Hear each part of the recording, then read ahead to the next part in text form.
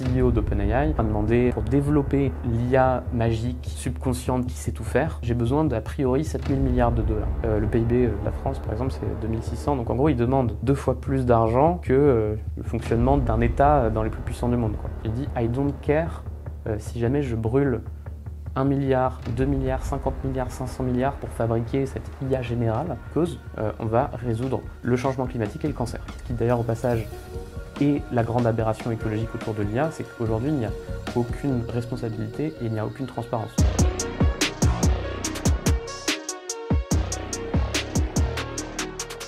Théo, bienvenue à toi, ici même, sur Limite, podcast, vidéo, on essaie de mieux comprendre le monde dans lequel on est à travers plein de sujets qui sont liés aux limites planétaires. Bienvenue à vous sur cette chaîne. Vous allez voir aujourd'hui, on va parler numérique, on va parler de data, ça va être très intéressant parce que oui, il y a un rapport forcément avec les limites planétaires, avec l'effondrement de biodiversité, changement climatique et le fonctionnement de nos sociétés. C'est pas à vous que je vais l'apprendre bien sûr, si vous venez d'arriver ici, vous savez pas de quoi il en retourne.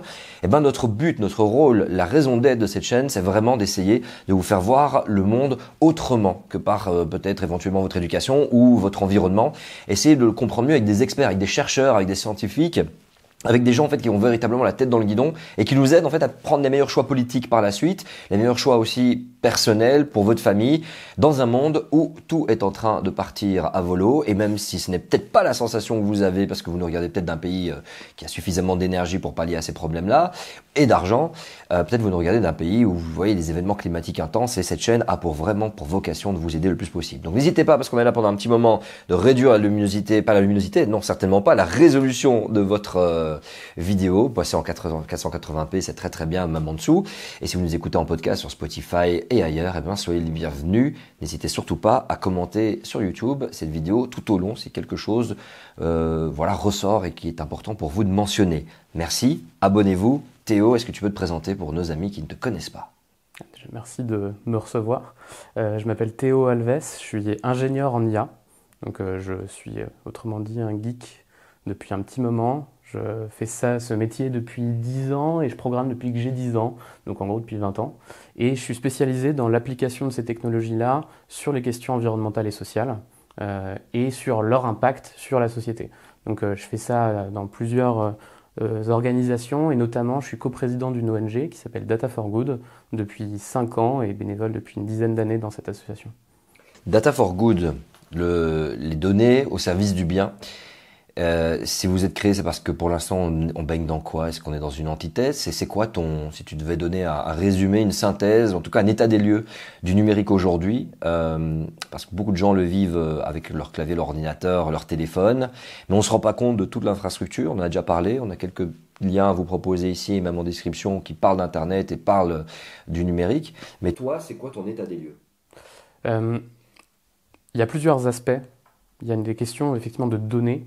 Et il y a aussi beaucoup une question d'algorithmes qui vont utiliser ces données. C'est en général une dualité qu'on va avoir entre les données et l'IA, entre la data et l'IA, pour faire assez simple. Le constat qu'on a fait quand l'association s'est créée, c'était assez simple, c'était qu'au final, il y a énormément de géants économiques qui vont utiliser les données et les algorithmes pour faire des choses, et que ça, c'est pas du tout mis au service de l'intérêt général, d'associations, d'ONG, de pouvoirs publics qui pourraient, elles, s'en servir pour faire des choses intéressantes. Et derrière, il y a des gens qui sont des ingénieurs, des chercheurs, des spécialistes du sujet, des programmeurs, des programmeuses, qui en fait dédient quand même beaucoup de leur temps et de leur énergie à faire ça. Et donc nous, notre constat, c'était ça, on était parti d'une citation d'un mec de Facebook qui avait dit la plupart des meilleurs esprits de notre génération, ce qui était déjà pas tout à fait humble, on passe tout leur temps à faire cliquer les gens sur des pubs, et c'est quand même un peu dommage. Et du coup, nous, on a créé avec ce constat-là en se disant, si on arrivait à rediriger l'énergie des gens qui travaillent dans ce domaine-là pour qu'ils passent un peu plus de temps, 1, à dénoncer les dérives, et 2, à l'appliquer sur des cas un peu intéressants et pour des acteurs qui font un peu changer les choses, bah, peut-être qu'on arriverait à faire quelque chose. Et donc, en gros, on est parti un peu de ce constat-là. Aujourd'hui, on a 6000 bénévoles qui nous ont rejoints et qui consacrent pas mal de leur temps, justement pour aider des associations à faire quelque chose et pour écrire et pour sensibiliser sur là où ça pose des problèmes. Et derrière, en gros, qu'est-ce qu'on voit? C'est que des données, il y a une explosion de ces données-là et on ne se rend pas compte à quel point c'est utilisé dans tous les secteurs de l'économie. C'est aujourd'hui une production qui est genre chaque jour encore plus grande et ça n'arrange rien avec l'IA générative qui fabrique du nouveau contenu. Et de l'autre côté, on a des algorithmes qui optimisent un peu tout ça. Et on ne se rend pas compte que ça, c'est pas quelque chose qui existe depuis 2 ans, depuis ChatGPT. C'est l'IA, je ne sais pas si tu sais que c'est la première fois que c'est apparu dans l'histoire, c'était en 1946. Ah bon? Donc c'est Ah, je savais pas. à cette époque-là, c'était l'époque d'Alan Turing qu'on va voir dans les films, qui a été popularisé aussi, genre en tout cas aux yeux du grand public. C'est les premiers moments dans lesquels ces termes ont été discutés, c'était dans les années 50. Il y a eu plusieurs moments d'évolution de ces disciplines-là, mais en fait en pratique au fur et à mesure du temps, il n'y avait pas forcément soit assez de puissance de calcul pour faire des choses qui déjà avaient été conceptualisées dans le temps, soit pas assez de données pour pouvoir vraiment les mettre en œuvre. Et donc ça a pas mal changé depuis les années 2010, qui est aussi à ce moment-là que moi j'ai commencé à travailler, par lequel il y avait d'un côté les réseaux sociaux, donc beaucoup plus de données, beaucoup plus de systèmes d'information permettant de récupérer plus de données sur les gens, sur les consommateurs, sur les produits, et de l'autre côté des algorithmes qu'on peut maintenant mettre en œuvre parce qu'on a plus de puissance de calcul pour pouvoir le faire. Et donc là, ça a commencé à quand même vachement évoluer beaucoup plus vite depuis 10 ans. Ça, c'est partout en fait. Quand on parle d'algorithmie, d'IA, c'est pas que utiliser ChatGPT, c'est les prix qui sont choisis dans les supermarchés sont en général choisis par une IA pour savoir quand est-ce qu'on va les mettre. Le trajet des bus pour savoir par où ils vont passer et quel type d'horaire et comment optimiser ça. Ça peut être fait par des algorithmes. Les allocations qui peuvent être données à des familles peuvent être genre façonnées et choisies en fonction d'algorithmie. Et donc tout ça, en fait, c'est déjà en fait globalement complètement dans notre quotidien. Et je parle même pas de la partie digitale parce qu'effectivement, c'est dans les plateformes pour choisir qu'est-ce qu'on nous montre. Sur Netflix, c'est assez hallucinant. C'est même les mots sont choisis, les images qui sont montrées sont différentes, les thématiques qui sont montrées et l'ordre dans lequel sont montrées, est-ce qu'on va les montrer verticales, horizontales, sont différentes. Toute la publicité en ligne, toutes les recommandations produits sur Amazon. Donc tout ça, en fait, c'est une explosion en même temps des données disponibles et des algorithmes permettant de les exploiter qui ont en fait complètement transformé l'économie dans la manière dont on l'a aujourd'hui.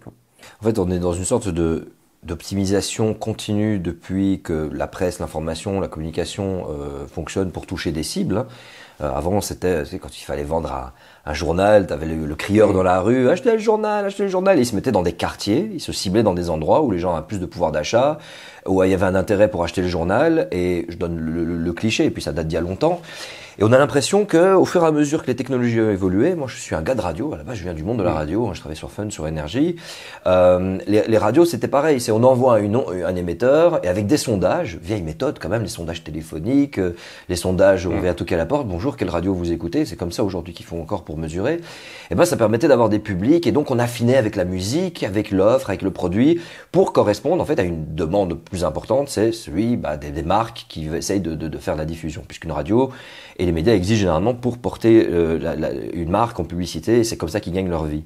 Et on a remarqué effectivement qu'en très peu de temps, c'est devenu extrêmement précis au point qu'on est dans une précision qui nous dépasse. Un sondage, on nous appelle, on vérifie ou on nous pose des questions. Là, tu m'arrêtes si je me trompe, les TikTok, les Instagram, etc. On dit qu'aujourd'hui, une IA est capable, en regardant quelles sont nos habitudes, à quelle fréquence on scrolle, qu'est-ce qu'on écrit, notre manière de nous exprimer, de dresser notre profil psychologique. Et donc en fait que les IA seraient capables aujourd'hui, et les données, aujourd'hui on parle de data for good, de toutes ces données, nous connaissent mieux. C'est-à-dire que en fait la grosse machine, la méga machine, quel que soit le nom qu'on peut lui donner, qui fait de nous des consommateurs, est capable en fait d'avoir des systèmes de prédiction, de savoir à quel moment est-ce qu'on sera le plus enclin à faire un achat. Donc à partir de ce moment-là, ma question c'est, est-ce que ce monde numérique a réussi ou réussira-t-il en fait à avoir une sorte de conscience et d'intelligence collective dans laquelle la nôtre, en fait, qu'on ne serait plus maître réellement de nos désirs, de nos pulsions, de ce que nous avons envie, et que tout sera suggestion à des moments opportuns, puisqu'ils arrivent à affiner pour voir à quel moment quelqu'un est capable de cliquer, d'où tu réserves un billet d'avion, ce que je vous déconseille de faire, et que hop, ils savent très bien qu'à tel moment il va se passer quelque chose. Voilà, c'est quoi ton feeling là-dessus, ton ressenti? Je pense que c'est à la fois pire que ce que tu as en tête, parce que je je le vois en fait en termes de compréhension, c'est vrai qu'on peut trouver énormément de choses. Moi, je sais que pour moi, c'est mon Spotify qui me connaît mieux que personne. On peut inférer énormément de choses à partir de ces données-là, mais il y a quand même une limite malgré tout sur en fait qu'est-ce que on est capable de capter comme données. Et c'est aussi de là que parfois se dressent les problèmes. C'est qu'en fait, si jamais, en fait, même si je passe tout mon temps sur mon téléphone, il y a quand même une finesse qui n'est pas captée par des points de données, ou en tout cas qui serait trop approximatif par rapport à qui je suis. Et que, je donne un exemple, genre c'est autant il y a des cas où on a vu parfois des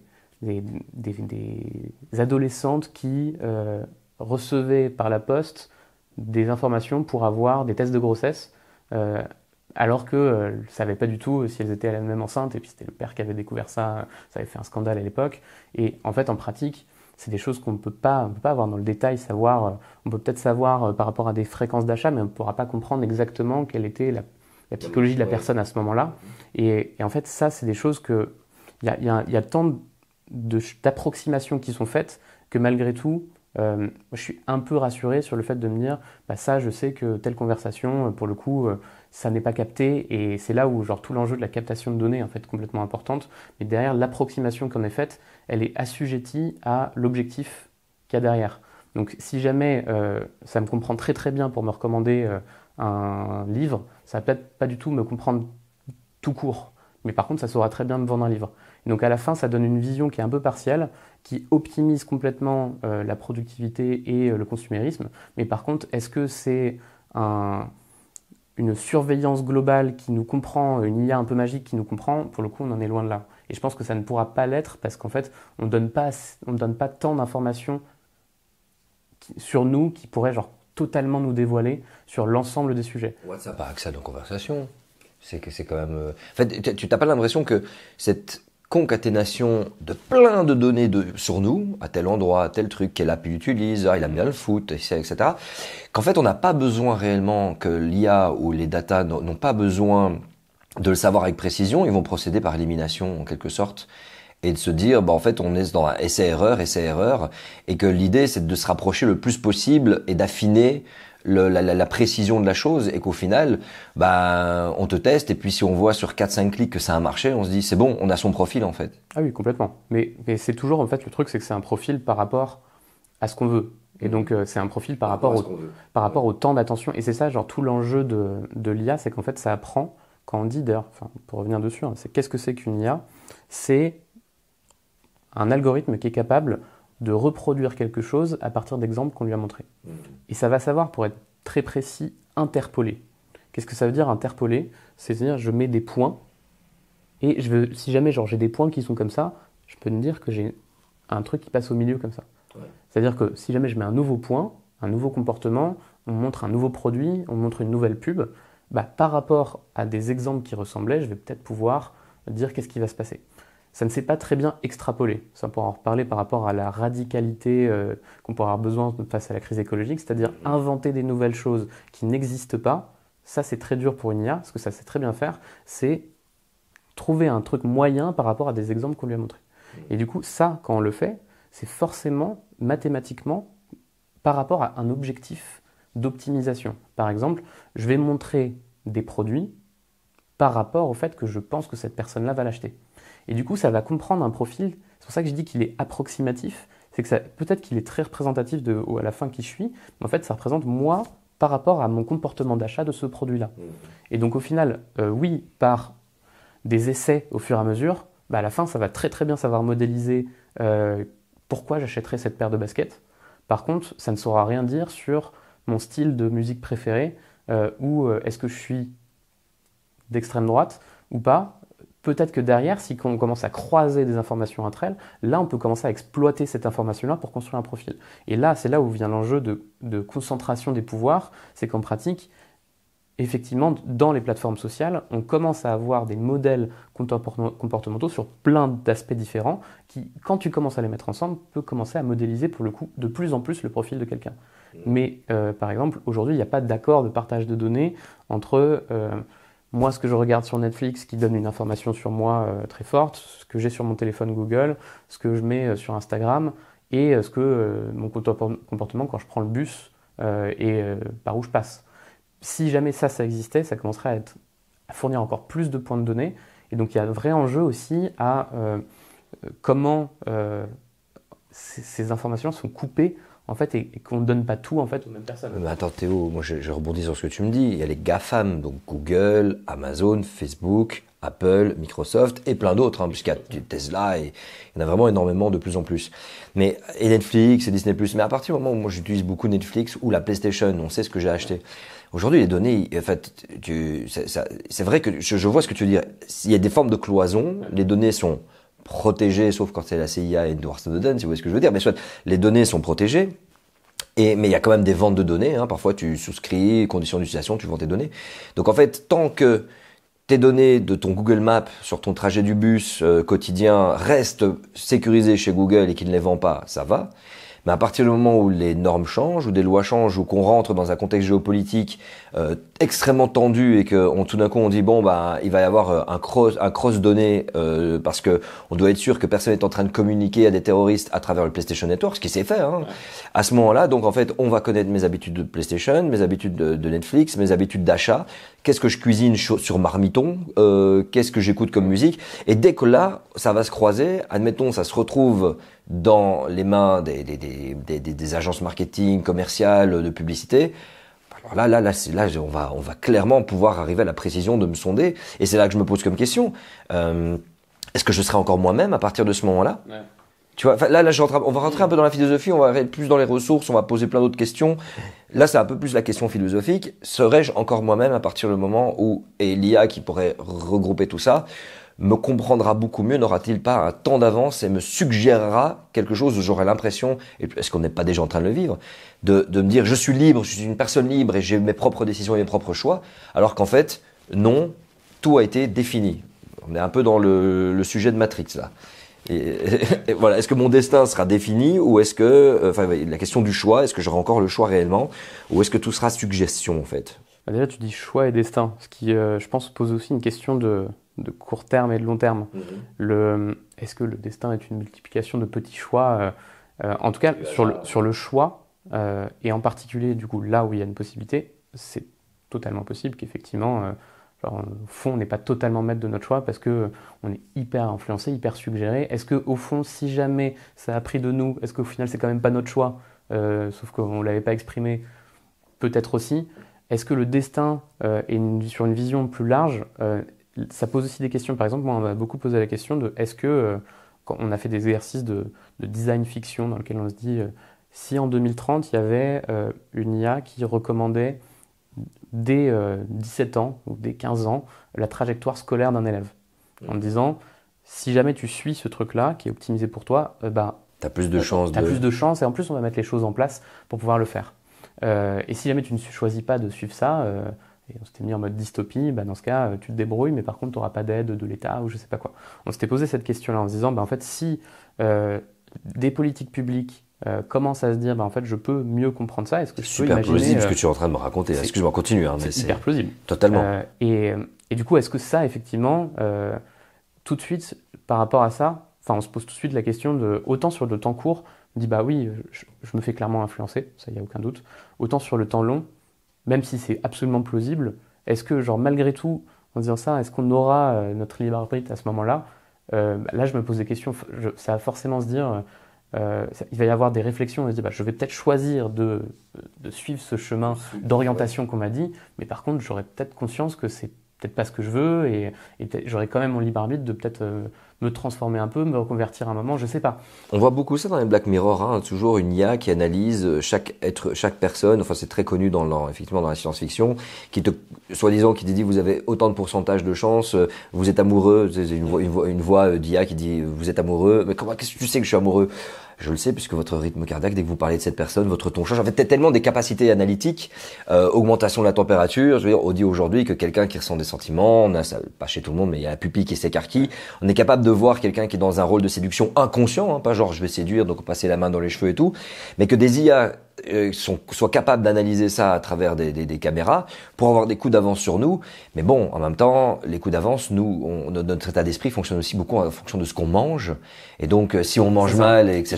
Je pense que là, tu pointes un truc qui est hyper important. C'est aussi, et ça c'est ce qui est d'ailleurs une des limites de l'IA aujourd'hui, qui peut tout à fait être franchie si jamais les choix sont faits dans ce sens-là, ce qui est tout à fait plausible aussi, de comment tu commences à ajouter de la donnée supplémentaire sur les gens et sur leur biologie même. Aujourd'hui, c'est très peu le cas, à part dans des exceptions comme on a je sais pas, plein de Apple Watch, etc. Et cette donnée-là, c'est un truc qui aujourd'hui manque. En fait, avoir une vidéo de caméra, en fait, c'est très très dur. Il y a eu plein d'études qui se sont complètement gourées, qui étaient au passage hyper racistes, dans lesquelles on essayait de détecter des criminels juste à partir de leur visage, dans lesquelles on essayait de savoir effectivement si les gens sont en train de mentir juste à partir de leur visage. C'est des signaux qui sont, quand on est extérieur à un corps, qui sont des datas approximatives et qui peuvent pour le coup complètement se gourer. Et donc, c'est pour ça que je disais que quand on prend des signaux qui sont sur les réseaux sociaux ou au final, on a de l'info, mais c'est une info qui n'est qu'une approximation de ce qui on est vraiment. Oui, de ce qu'on décide de mettre sur les réseaux aussi. Et par contre, si tu commences à te dire que je vais me commencer à mettre des capteurs, le Neuralink d'Elon Musk, l'Apple Watch... C'est pour ça qu'il le développe, un Neuralink. C'est un peu ça l'idée. Là, c'est de rentrer vraiment pour le coup dans la personne. Et pour le coup, là, le croisement de ça plus l'IA, c'est à la fois hyper dystopique, parce que ça permet vraiment réalistiquement de faire des choses qui sont complètement dingues dans le sens positif ou négatif, mais a priori, c'est très plausible.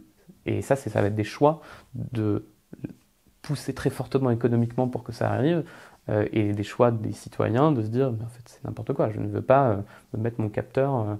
Et sauf qu'à un moment, est-ce que ça va te permettre d'avoir des infos sur les assurances, on est dans une dystopie hyper plausible. La Chine a fait le processus d'évaluation. Hein. Si tu as autant d'étoiles, tu touches moins un prêt bancaire. Il y a des choses auxquelles tu n'as pas accès. D'ailleurs, c'est drôle puisque c'est Black Mirror qui l'avait mis en avant dans une de ses œuvres. Et tout le monde est là, me donne des bonnes étoiles. Personne ne veut perdre des points. Et si tu perds des points, tu accèdes moins en fait à ce qui te permet de nourrir tes besoins égocentriques. Alors tu bois de l'eau, tu tout ce que tu veux, mais en tout cas accéder à la haute société. Et on est beaucoup dans un monde où tout le monde essaie de gravir les échelons. Peut-être pas vous qui regardez ces vidéos, surtout pas si vous regardez Limite et que vous êtes habitué. Mais en tout cas, le cap, c'est la croissance, c'est essayer d'atteindre, de devenir milliardaire, millionnaire. C'est un petit peu ça qui est vendu. C'est drôle ce que tu me dis parce qu'on me dit, ouais, pour l'instant, on n'y est pas, mais est-ce que t'as pas l'impression qu'on est dans une phase de transition? Parce que je reviens à mon crieur, mon hurleur de journaux dans la rue, jusqu'à la radio dans laquelle j'ai bossé, où à chaque fois on a optimisé. Aujourd'hui, on a suroptimisé quand je compare à l'époque. Mais je me dis, mais en fait, j'ai l'impression, lancé, quoi qu'il arrive, sur un train qui fonctionne à du 2000 à l'heure. Ah oui. Qui a pour vocation, désolé, ça me ramène à un jeu vidéo qui s'appelle Deus Ex, grand classique du jeu vidéo, avec une IA qui contrôle tout le monde en fait, pour que et à dessein, pour qu'il n'y ait plus de guerre, pour qu'il n'y ait, et tu vois, et j'ai l'impression que je te garde encore sur la philosophie, puis on va un peu bouger. Que depuis ces époques où il y avait de l'animisme, il y avait des peuples un petit peu partout réunis sur Terre et avec des cultures différentes, des langues différentes, et bien que les langues se sont uniformisées, les religions se sont uniformisées, le monde s'est uniformisé depuis 1850 et après la mondialisation qui a explosé, le monde s'est encore plus uniformisé. On va installer la démocratie là-bas. En fait, que nos caractéristiques deviennent communes. Aujourd'hui, l'Afrique est encore un berceau d'ethnie et de langues. Malgré tout, ça a vachement diminué. Il y a une culture commune qui arrive, soit celle de l'argent, soit celle du modèle économique dans lequel on est, en tout cas celle du matérialisme, et qu'on est tellement en train de s'unifier, se standardiser, que j'ai l'impression que cette IA là, et que tous ces data n'ont pour vocation qu'une seule chose, c'est de nous uniformiser dans une culture commune qui est la même, la culture humaine.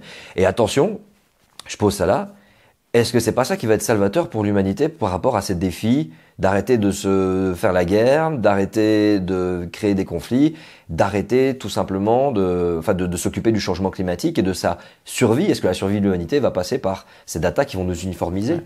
Attention. C'est la nouvelle. Et après, je vous promets, verte version IA. Version IA. Bien sûr. Je sors de la philosophie après, je vous promets. Je pense qu'il y a plusieurs points intéressants. Yuval Noah Harari, l'historien qui a fait plein de choses bien et puis qui est critique en même temps, mais en tout cas, Sapiens, il dit dans un de ses livres un truc qui est hyper intéressant, c'est que pour lui, il appelle ça l'émergence du dataïsme comme une nouvelle religion dans laquelle, qui pour le coup émerge et un peu genre aujourd'hui comment fonctionne, tout optimisé, tout par les chiffres et tout uniformisé justement parce que les êtres humains sont genre remplacés ou en tout cas signifiés par une donnée ou plusieurs données. Ce qui est hyper intéressant parce que d'une certaine manière, c'est un peu la théorie ultime que les chercheurs scientifiques cherchaient depuis le début entre la théorie des cordes, qui allait unifier les différentes théories de la physique, et la météo, et la musique, etc. En fait, tout peut se représenter par des datas. Et d'une certaine manière, c'est ça aussi un des intérêts mathématiques et informatiques de l'IA, c'est qu'en fait, en pratique, ça va être le même algorithme qu'on va appliquer, qu'on soit en train de traiter de la donnée de musique, de la donnée de propagande, de la donnée de générer une image de chat. En fait, ça va être les mêmes algorithmes. C'est pour ça que c'est une discipline transverse. Et du coup, en fait, on a réussi à créer une discipline par la data qui va faire des algorithmes par au-dessus, qui est l'IA, qui va s'appliquer un peu à tout n'importe quoi. Et philosophiquement, c'est hyper intéressant et c'est pour ça qu'il y a un attrait en fait aussi fort de cette discipline-là depuis les années 2010. Il y a plein de gens qui disaient analyser des données, c'est le métier le plus sexy du 21e siècle parce que genre, en fait, ça correspond à cet objectif-là de se dire en fait, j'ai l'impression de comprendre le monde parce que je peux le modéliser avec des points de données. Et c'est au final, moi aussi, c'est ce qui m'a attiré quand j'ai commencé à travailler là-dedans. Et donc, est-ce que c'est possible d'uniformiser comme ça? C'est ce que ça fait, en fait. Est-ce que cette uniformisation, elle est réaliste de la différence des gens? C'est sûr que non. Est-ce qu'elle peut faire aboutir à une uniformisation? C'est tout à fait possible. Là où je pense qu'il y a une finesse à avoir, c'est est-ce que à la fin, c'est uniformisé par une IA un peu globale ou par des humains avec des volontés? Et moi, je crois beaucoup plus à cette partie-là. C'est que même si en vrai, ça va beaucoup plus vite que ce qu'on pense, l'IA qui domine tout et qui uniformise tout, j'y crois pas pour tout de suite. Et surtout, je crois qu'on a d'autres préoccupations maintenant, parce que par contre, les gens qui veulent uniformiser tout, ça existe tout de suite. Et c'est, quand on prend ChatGPT, qui est aujourd'hui l'IA grand public utilisée par le plus de monde, c'est 200 millions d'utilisateurs, là, ça vient de passer la barre, tous les jours. En pratique, c'est une vision du monde et c'est une manière de répondre, d'écrire des mails, de faire ses devoirs qui est hyper spécifique et qui a été faite par, d'un côté, des programmeurs, et c'est d'ailleurs, c'est pas inclusif, c'est vraiment des programmeurs, mecs de 35 ans dans la Silicon Valley qui n'ont pas forcément une vision du monde mal intentionnée, mais pour le coup, eux, on leur dit fais un algorithme, ils récupèrent de la donnée comme ils peuvent, qui est américaine, qui est très centrée sur une vision libérale de gauche, donc en gros américaine, donc en gros plutôt de centre droit. Centre droit, oui. Comme on peut imaginer, et qui, pour le coup, n'est pas du tout représentatif des minorités, qui est complètement anglophone, et de l'autre côté, aidé par des CEO, toujours mecs, qui, eux, pour le coup, ont une vision du monde qui est très claire. La croissance économique, voire potentiellement plus. Si on peut parler après de comment les CEO des GAFAM voient le monde et qu'est-ce qu'ils veulent voir à venir. Avec plaisir. J'adore ce sujet. Gardons ça, on y revient après, je vais le noter. Mais en tout pour cas, pas frustrer nos amis.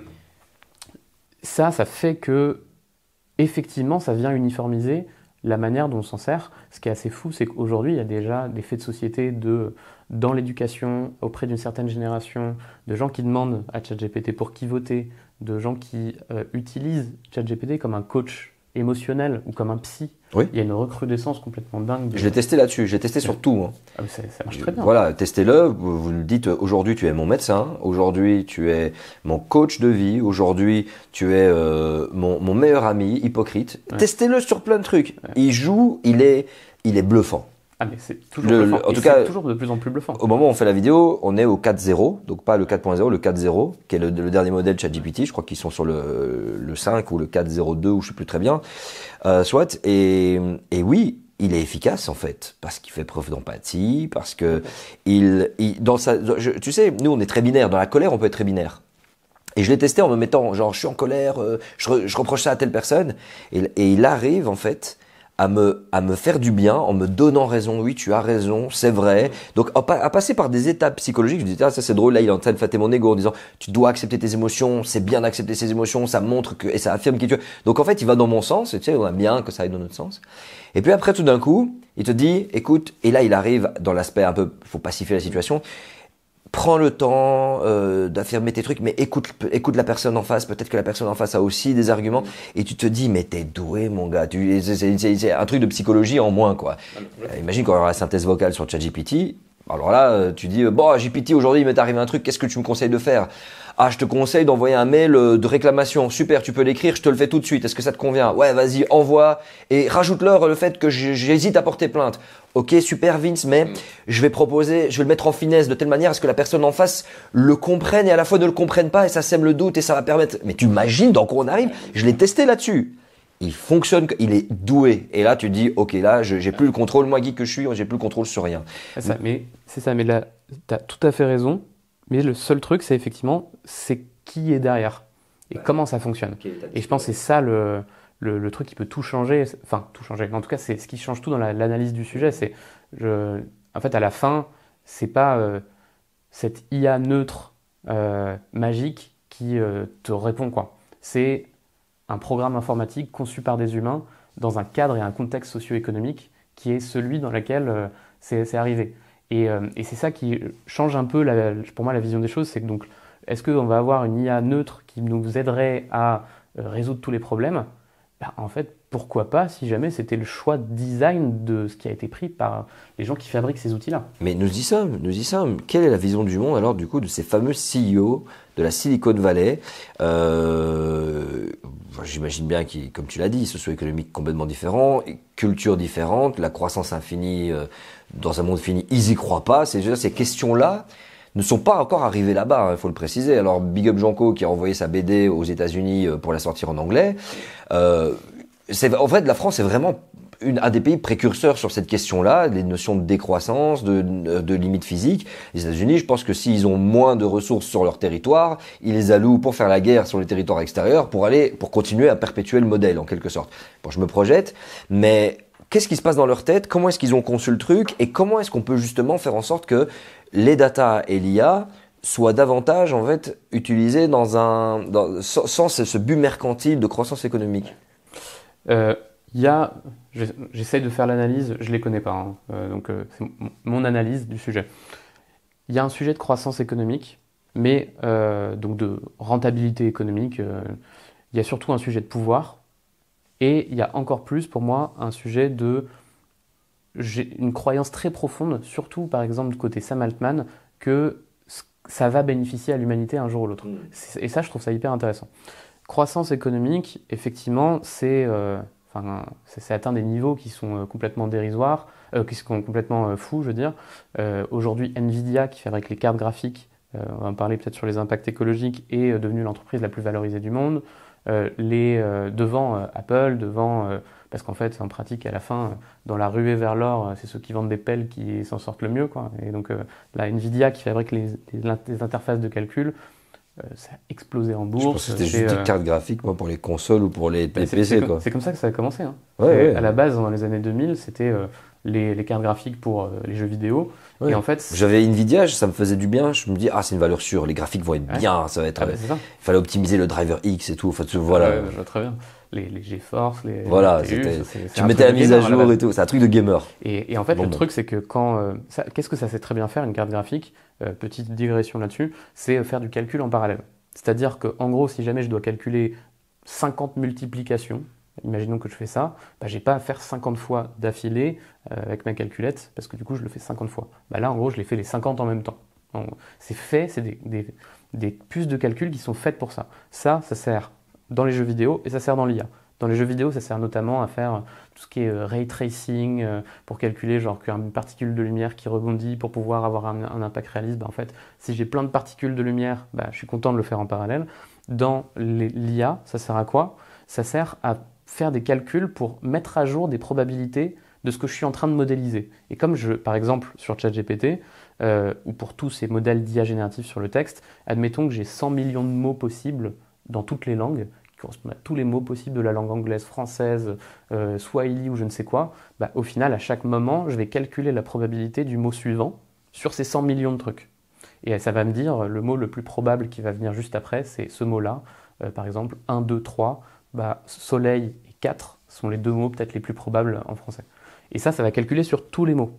Et ça va me dire, par contre, 1, 2, 3, caméra, ça a priori, c'est pas très possible. Peu de probabilité, très peu. Et donc ça marche très très bien sur des cartes graphiques qui ont à la base été faites pour les jeux vidéo. Et Nvidia, ils ont fait un pivot il y a plus de 20 ans quand l'IA a commencé à être importante, et c'est aussi ça qui a participé à l'explosion depuis genre 15 ans sur le sujet, parce que s'étant rendu compte de ce truc-là, on pouvait calculer en fait beaucoup plus vite des choses qu'avant on faisait à la chaîne et donc prenait beaucoup plus de temps. Donc ça, Nvidia maintenant c'est l'entreprise la plus valorisée du monde, ce qui est quand même hallucinant. Je n'entendais pas. Ça c'est la digression. C'est la digression. On revient à nos si on amis des revient, donc d'un point de vue impact économique, on parle de ça, c'est-à-dire qu'une entreprise qui vend des cartes graphiques pour jeux vidéo devient l'entreprise la plus puissante du monde.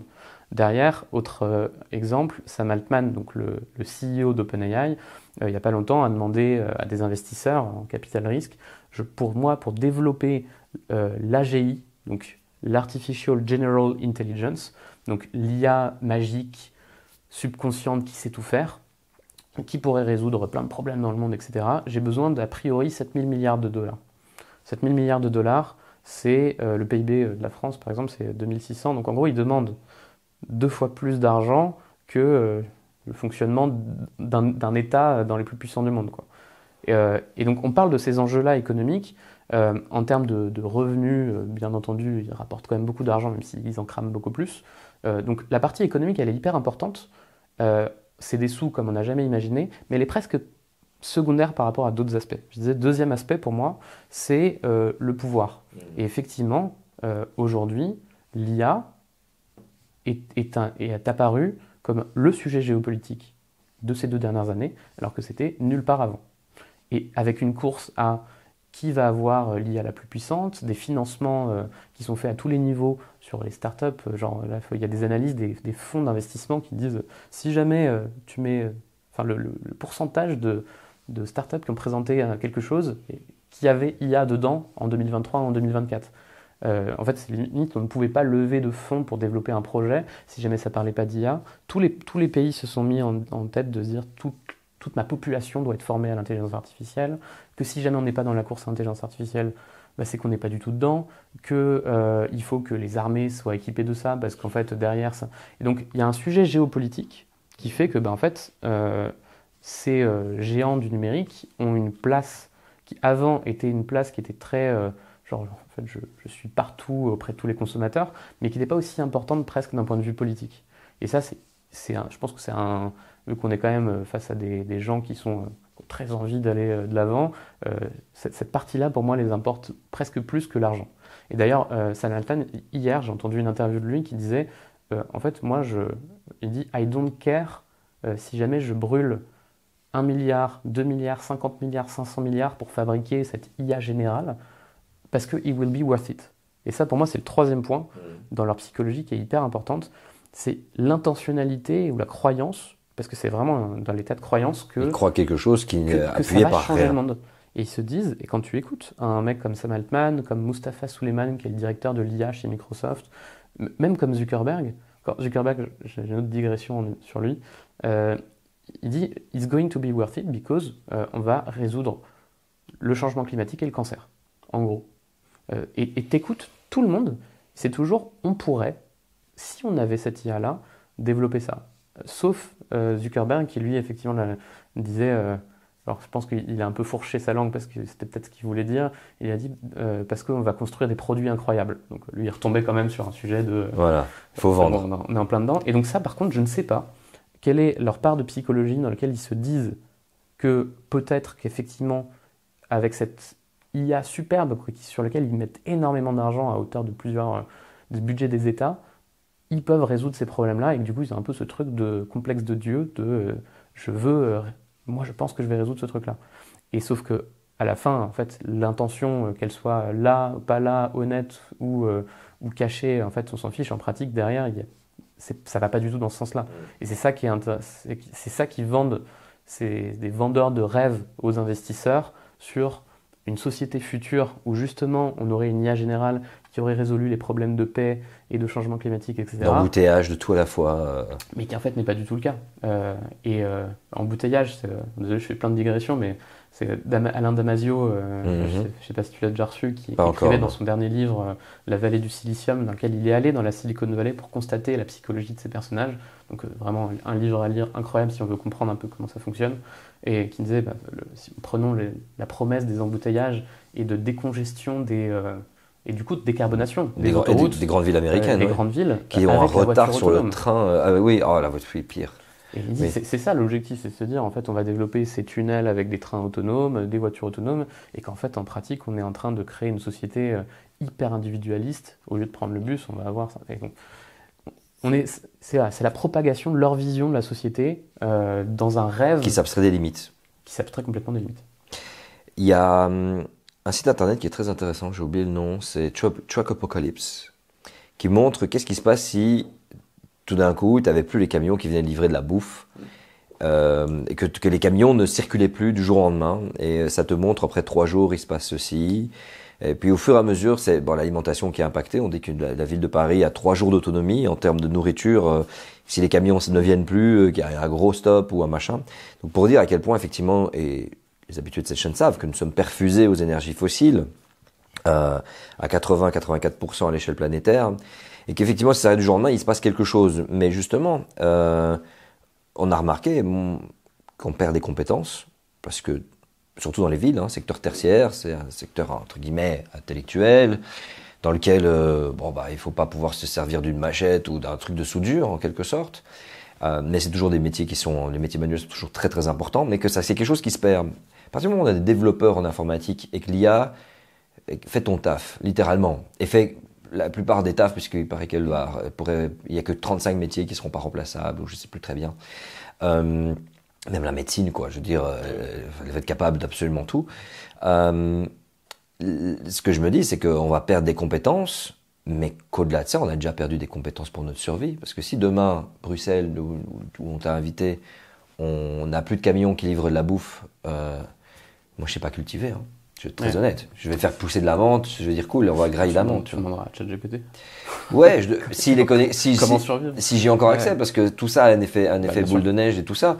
Mais justement, c'est ça que je voulais te dire. C'est une vision très technocratique de la chose. Et à la fois, il y a des gens comme toi, il y a des gens comme nos abonnés, des nouveaux peut-être, comme moi, qui essayons de construire d'autres types de mondes sur le côté, du local, des mondes, on va dire, hors de cette grosse machine numérique.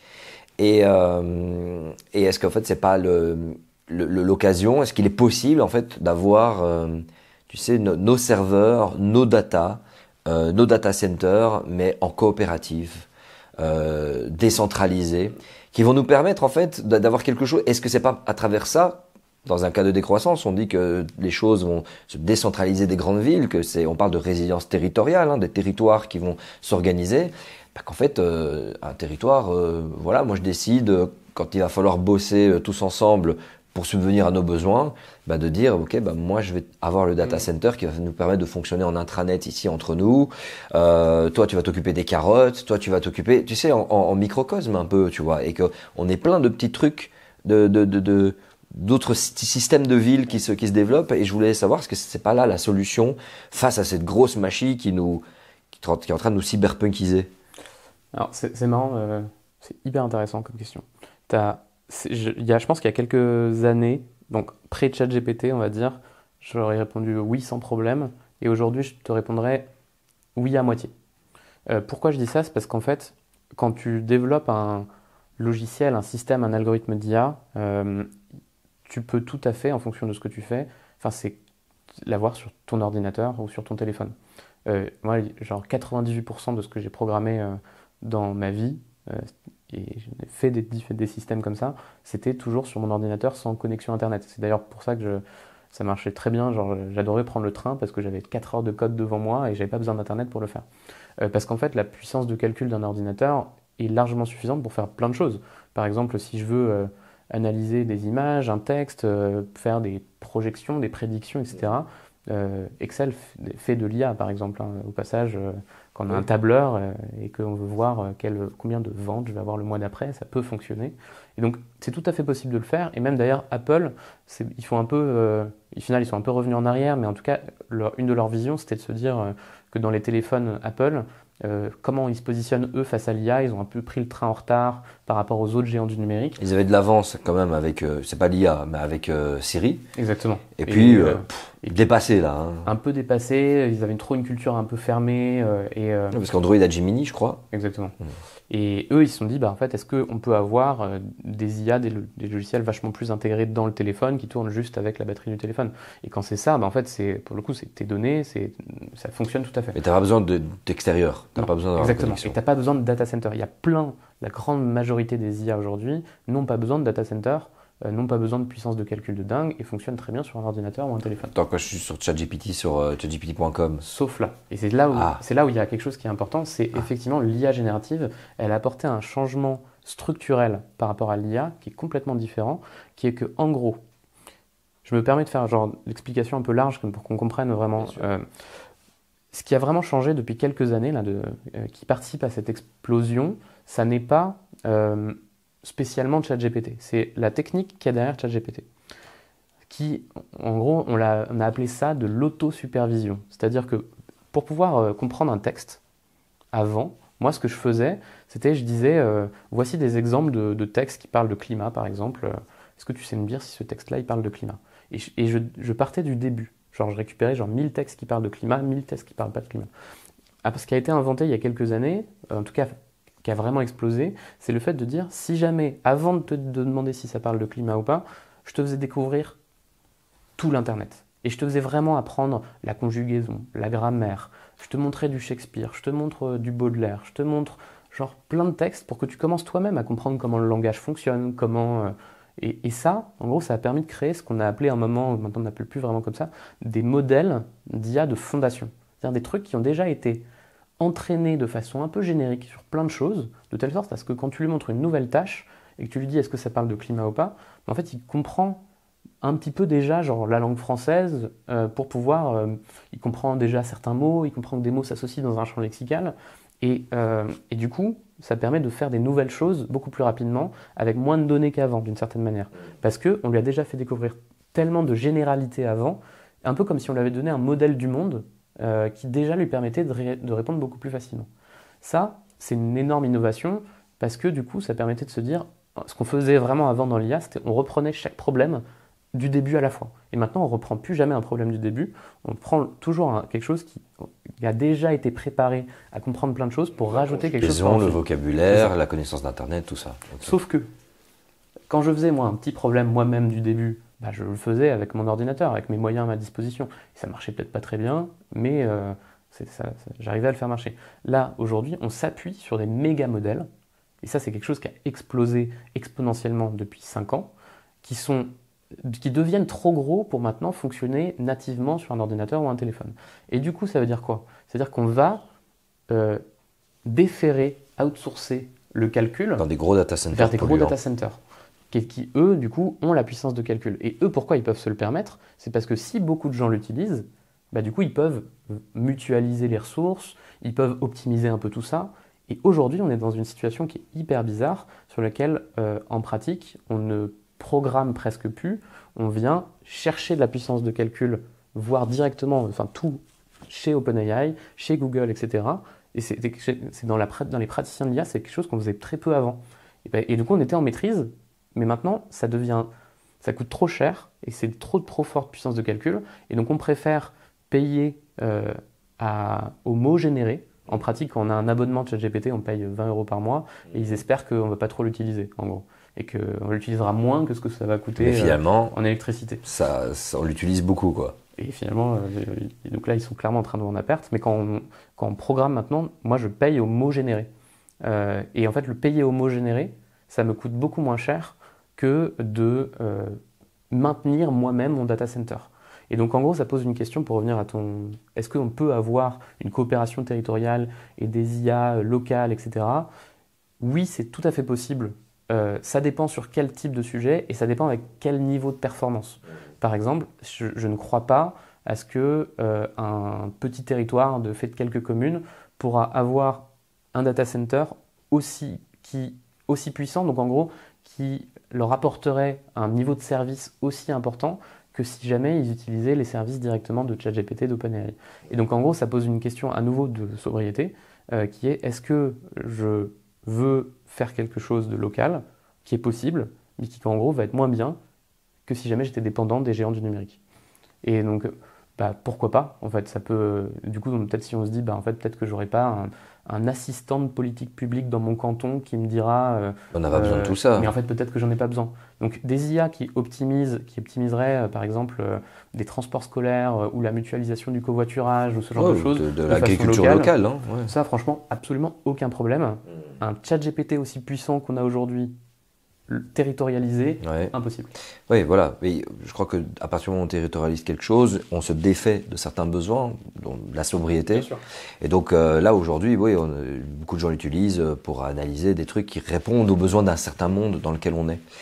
C'est très drôle ce que tu disais juste avant, le fait qu'en fait aujourd'hui, nos ordinateurs, on n'utilise plus tellement leur puissance de calcul. Hein. C'est vrai que Google Stadia qui a flop, mais YouTube, mais c'était l'idée. Mais après, ça peut très vite revenir. Je crois que ça a flop, et pareil pour le PlayStation. Je crois que tu pouvais faire le remote à distance, où tu peux jouer à un jeu vidéo qui tourne sur des data centers, mais il y a une latence encore. Donc, mais je crois que d'ici 1 an, 2 ans, avec l'IA, tout ça, il va y avoir une telle optimisation qu'il n'y aura plus aucune différence entre un jeu que tu auras acheté sur CD ou que tu auras téléchargé directement sur ta PlayStation et quelque chose que tu feras en streaming à distance. C'est un peu ça, peut-être qu'ils ont été un peu trop rapides en fait, en quelque sorte. Mais justement, c'est ça qui est drôle, c'est que à la fois c'est bien parce que c'est comme si il va nous falloir juste des écrans avec quelque chose qui fait tourner l'écran et qui diffuse quelque chose grâce à la 5G, la 6G, tout ce que tu veux. Donc plus besoin de disque dur, à part peut-être du SSD, donc de la mémoire vive, et qu'en fait on n'a plus que des supports, plus que des écrans. Mais j'ai remarqué qu'on est déjà en fait conditionné à ça. Je vais t'expliquer pourquoi. Parce que je vois beaucoup les enfants qui ne font pas la différence entre un projecteur, une télévision, un ordinateur, un téléphone, une tablette. Pour eux, c'est un écran. Et je me rappelle, mon fils, il me disait, ah papa, tu peux me mettre s'il te plaît on peut jouer à c'était quel jeu, à Spyro sur le téléphone. Je dis mais non, on peut pas. Et mais comment ça on peut pas? Mais si. Je dis non, Spyro, c'est licence PlayStation, il faut avoir une PlayStation quoi.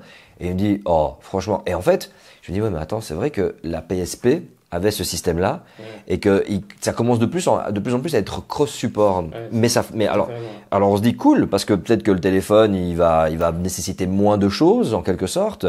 Peut-être que les prix vont diminuer, mais en fait on est en train de faire un effet rebond dans des gros data centers. Énorme effet rebond et surtout effet de dépendance. Parce que en vrai, moi ce qui me fait hyper peur, c'est quels usages tu viens créer qui deviennent des standards de société. Et je te prends un exemple, moi qui me fascine, parce que prenons Google, qui ne sont pas les plus mauvais élèves au passage, ils ont créé là, le Pixel 9. Moi j'ai aussi un Pixel, le téléphone Pixel 9, c'est leur nouveau téléphone qu'ils ont, pour des raisons de marketing, est marqué The First AI téléphone, il y a de l'IA partout dedans, et effectivement ils sont très forts là-dedans. Ils ont inventé parmi les nouveaux usages qu'il y a dedans, il y a l'usage de la photo, je ne sais plus comment ils l'ont appelé, mais en gros sans avoir besoin de demander à quelqu'un dans la rue de te prendre en photo. Donc typiquement, t'es 3 personnes, encore pire, t'es en couple. Tu veux prendre une photo en couple devant un paysage magnifique. Non, tu fais le selfie quoi. Là, il dit, c'est du selfie, créons un nouvel usage au-delà du selfie qui était déjà un usage créé par ça, dans lequel on va dire, je te prends d'abord en photo, et puis après, on échange. Moi, je vais à ta place. Toi, tu me prends en photo. Et l'IA fait le mélange pour dire on met la photo ensemble. Totalement. Oui, déjà aujourd'hui, oui, logique. Et complètement faisable. Et moi, quand j'ai entendu ça, je me suis dit plusieurs trucs. C'est que, en termes de déconnexion, de lien social, dont on a si besoin, en fait, demander pour prendre une photo, c'est un truc qu'on ne fait plus et qu'on ne fera plus. Tu as quand même des ingénieurs qui ont passé 2-3 ans à imaginer ce logiciel-là. Au lieu de faire autre chose, quoi. L'altération des souvenirs. Et en plus, c'est complètement... c'est juste, tu troques la réalité, c'est même plus... Oui, mais tu troques la réalité, mais tu troques ton interprétation de la réalité. Je veux dire, moi, les photos, elles servent à quoi à la base? Pour de marquer un moment, de nous rappeler, et tu sais, quand tu vois cette photo de toi à 11 ans, à la base même, quand on avait ça dans les maisons, je vais faire le réac, tu te dis, je me rappelle quand cette photo a été prise, ou tes parents t'en parlent, et donc tu greffes le souvenir en te rappelant, et ça fait partie de ton identité, que ce moment-là, tu as vécu ça, ça, ça et ça. Aujourd'hui, c'est vrai qu'on fait des photos dans tous les sens, tu regardes, mais malgré tout, tu te dis, ok, ça marque un moment que tu as vécu, tu sais que c'est quelque chose que tu as vraiment vécu. Mais là, en fait, à partir du moment où l'IA va commencer à recréer des choses par contrainte ou parce que tu arrives tu veux visiter Machu Picchu, tu es là, il y a plein de monde, il y a plein de touristes, c'est tout moche et tout ça. Tu vas faire une photo, tu vas faire le truc IA, tu auras été tout seul, tu vas la mettre à la maison, tu vas la garder. 30 ans plus tard, est-ce que tu auras l'impression, est-ce que tu seras voilà. Est-ce que ton souvenir va pas être altéré et que tu vas avoir une perception de la réalité qui est complètement biaisée? Est-ce qu'on n'est pas déjà dedans? Dites-nous en commentaire, c'est très passionnant ce qu'on est en train de raconter. Mais je te laisse parler de ça justement et après j'ai une bonne question à te poser. Non, mais enfin, je suis tout à fait d'accord. Et le pire dans l'affaire, c'est que je pense que je n'ai pas ça sur mon téléphone, mais qu'en fait, si je l'avais, je suis sûr qu'il y a des moments où j'aurais envie de l'utiliser. Et c'est ça, genre la perversité, je trouve parfois de ces innovations-là et de ces usages qu'on vient créer, c'est que c'est quand même vachement malin. C'est Zuckerberg qui dit, je veux créer des produits incroyables, quoi, qui sont sticky, mais qui nécessitent, en fait, après, sans s'en rendre compte, qui abstrait la puissance de calcul que tu vas chercher dans les data centers que eux ont, et qui du coup te rendent dépendant à ces usages et à ces géants du numérique. Et c'est vrai que de l'autre côté, tu as par exemple, Apple préférerait se dire que ça reste dans le téléphone, mais ils n'y arrivent pas trop. Nvidia, eux, donc ils font les cartes graphiques, ils ont dit un truc, qu'ils voudraient que tous les ordinateurs aient des cartes graphiques suffisamment puissantes pour lancer des IA en local dans les ordinateurs des gens. Ce qui, d'un point de vue dépendance, données personnelles, est peut-être pas si con, mais par contre, qui dit et qui affirme, je vais remplacer tous les ordinateurs de la Terre, tous les PC portables, que tout le monde ait un PC de gamer, quoi, l'équivalent d'un PC de gamer. Et donc là, bon, à nouveau, on parle de... Enfin, j'ai voulu commencer à calculer ce que ça voulait dire d'un point de vue ressources minérales et impact CO2. Enfin, ils ne sont jamais posé la question. Mais c'est donc d'un côté, il y a cette vision de ultra dépendance parce qu'on vient chercher de la puissance de calcul qu'on ne peut plus faire tourner chez des géants numériques, et ça c'est hyper nouveau. Et de l'autre côté, il y a la vision contraire qui est de se dire, maintenant, mettons quand même de la puissance de calcul dans tous les outils qu'on a, mais les deux visions sont des visions on fait exploser cette puissance de calcul, et quoi qu'il arrive, il y a des problèmes dans les deux, quoi. T'imagines qu'en fait, il faudrait déployer les puissances de calcul aussi chez les gens pour qu'à un moment donné, tu acceptes les conditions d'utilisation, une loi américaine passe, et que ton ordinateur fonctionne comme une puissance de calcul pour ton voisin. Ça peut être faisable. Mais j'ai plus vu ça dans des cas pour le coup intéressants. Il y a des data centers, il y a un truc super en France qui s'appelle Carnot qui utilise la puissance de chaleur pour chauffer des HLM et des logements sociaux. Donc il y a quand même des questions. Il y a des trucs pas cons qui peuvent être faits. Ouais, Infomaniac ils font ça. Oui, Infomaniac aussi. Ils ont développé ce truc. Je reviens juste sur la question du début qui était là-dessus, qui était sur la perte de compétences. Parce que c'était aussi un des sujets de coopération territoriale, parce que sur la perte de compétences, c'est un des sujets sur l'emploi des gens face à l'IA. Je pense qu'il y a plusieurs points à avoir en tête. Je pense qu'effectivement, on n'est pas du tout prêt on ne comprend pas encore, et même moi qui regarde tous les jours le sujet, on ne se rend pas compte de ce que sera la puissance de l'IA dans 5 ans, à condition que ces limites possibles soient franchies. Et ça, on va en parler, je pense, par la suite. Donc déjà, on ne se rend pas compte de ça. Et ça, c'est quelque chose qui n'est pas du tout planifié. C'est pas planifié en termes de compétences que les gens ont qui vont peut-être être remplacées. Surtout dans certains secteurs, aujourd'hui, c'est déjà un problème. Dans 5 ans, ça va être beaucoup plus marqué. Et dans 20 ans, j'en ai aucune idée. C'est pas du tout planifié en reconversion. Et c'est encore moins planifié. Et ça, je trouve encore plus intéressant en termes de dignité sociale face à quelque chose qui serait plus intelligent que nous. Tout à l'heure, tu disais, en fait, ChatGPT ont sorti une nouvelle version là, qui s'appelle la O1, qui n'est pas 4O, maintenant elle s'appelle O1, il y a 3 jours, qui est capable de un peu plus. Alors, je ne vais pas dire que j'essaie de ne pas faire d'amalgame, c'est pas l'IA est capable de raisonner, mais ils ont fabriqué un truc qui va simuler un peu plus un raisonnement. Et en gros, le but c'était de se dire sur des cas de recherche qui étaient assez complexes, de recherche en astrophysique, de questions légales, etc. Est-ce qu'en gros, on peut forcer l'algorithme à planifier un peu plus un raisonnement de telle sorte à ce que ça soit plus construit? Et en gros, en faisant ça, leur but c'était de montrer qu'ils pouvaient résoudre des problèmes de maths assez compliqués de niveau lycée, voire plus. Là, en gros, ça fait des exemples dans lesquels des avocats se sont rendus compte que ça faisait des plaidoiries, pour le coup de niveau avocat, des médecins et un astrophysicien qui s'est rendu compte que tout ce qu'il avait écrit pendant sa thèse d'un point de vue code, il avait réussi à le refaire en 10 minutes avec cette nouvelle version-là. Et du coup, tu as plein de gens, tu as des professions très qualifiées qui n'ont pas eu l'habitude de se faire automatiser dans le passé, qui vont se retrouver à se dire, mais en fait, mon talent, ma formation n'a plus d'utilité sociale, et qui peut-être vont devoir se reconvertir. Avec la croissance de ça, ils vont peut-être se devoir reconvertir une deuxième fois, une troisième fois. Et en gros, notre société n'a aucune réflexion et de planification sur que va-t-il advenir des gens quand on se rend compte qu'on n'a plus de compétences et qu'on nous l'a fait sentir plusieurs fois dans notre vie. Et ça, pour le coup, c'est pas une fatalité non plus. C'est des choix politiques qui ne sont pas faits aujourd'hui, de poser la question, de se pencher sur comment en fait, un peu comme la planification écologique, quoi. Il y a quelques émergences de est-ce qu'il faut créer un GIEC de l'IA, un secrétariat général à la planification de l'IA. Il faudrait, oui. Il n'y a Oui. aucun d'autre qu'il faudrait. Et en tout cas, Et là, on n'a rien, quoi. À Rien part du une tout. loi européenne qui est passée. C'est ça. Et en fait, on parle juste de comment, en fait, de géopolitique de l'IA, de comment on est les premiers sur ce secteur-là en tant que pays. Ouais, ça, pour le coup, ça me fait assez peur. Que c'est pas tant genre demain il y a un chômage de masse. C'est quelle dignité on a face à ce changement de société sur lequel on n'est pas préparé, quoi. Justement, on n'est pas à l'abri des signes noirs, on n'est pas à l'abri d'événements comme le Covid. Tiens, ça arrivait de nulle part. Alors les microbiologistes disaient faites gaffe, puisque le système dans lequel on est, mondialisé, rapide, fait qu'un virus un peu plus virulent a des impacts, etc. Bref. Là, moi, maintenant, ce que je me dis, c'est... Il y a le rapport Meadows, que tu connais peut-être, de limite à la croissance, qui fait que nous sommes dans une époque charnière aujourd'hui, d'une croissance infinie, et quoi qu'il arrive, en fait, on atteint une forme de plateau. Ce que dit ce modèle, d'ailleurs, je me demande bien ce que ChatGPT en penserait, qui est capable tout aussi bien, à mon avis, d'analyser ce truc-là. Ce serait intéressant de faire le test de votre côté, pourquoi pas. ChatGPT ou un autre. Mais qu'on sait que, quoi qu'il arrive, voilà, le monde physique fait qu'il va y avoir une diminution des flux. Flux de matière, flux d'énergie.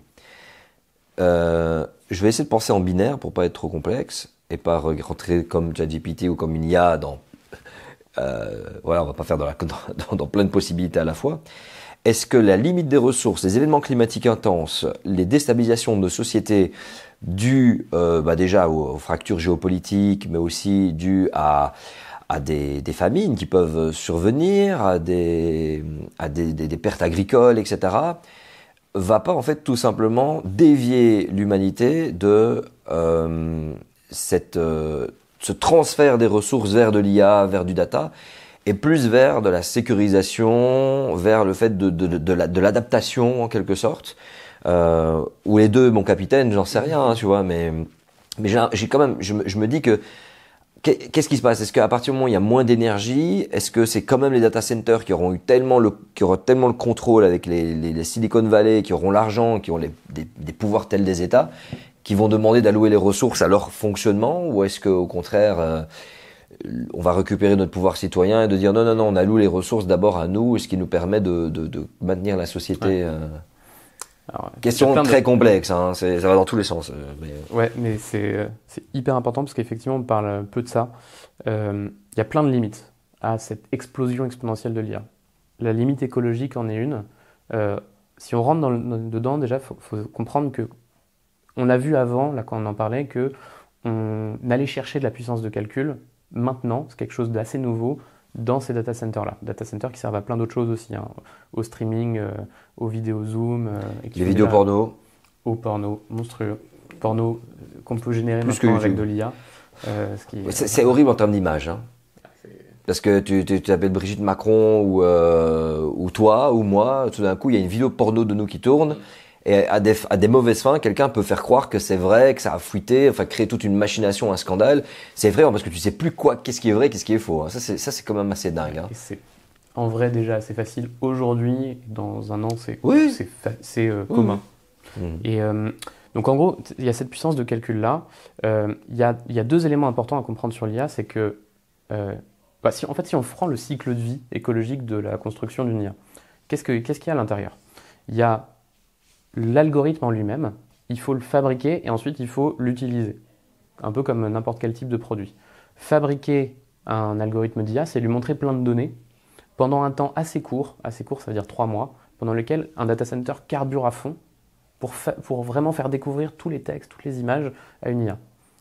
Ça, c'est ce qui se passe aujourd'hui quand il y a une nouvelle version de ChatGPT qui sort. À un moment, il y a quelqu'un qui a appuyé sur un bouton pour dire c'est parti, on calcule, et 3 mois plus tard, le truc il est prêt. Et ensuite, les gens s'en servent. Donc déjà, il y a 2 phases de consommation. Il y a une phase qui est très localisée, dans laquelle, en général, par exemple, c'est ChatGPT. J'ai un doute où est-ce qu'ils le font, mais leurs gros data centers sont aux États-Unis. Je prends Meta plutôt, donc derrière Instagram, Facebook et Zuckerberg. Eux, ils font ça. Je ne sais plus si c'est dans le Tennessee ou dans le Wisconsin, mais c'est pas grave.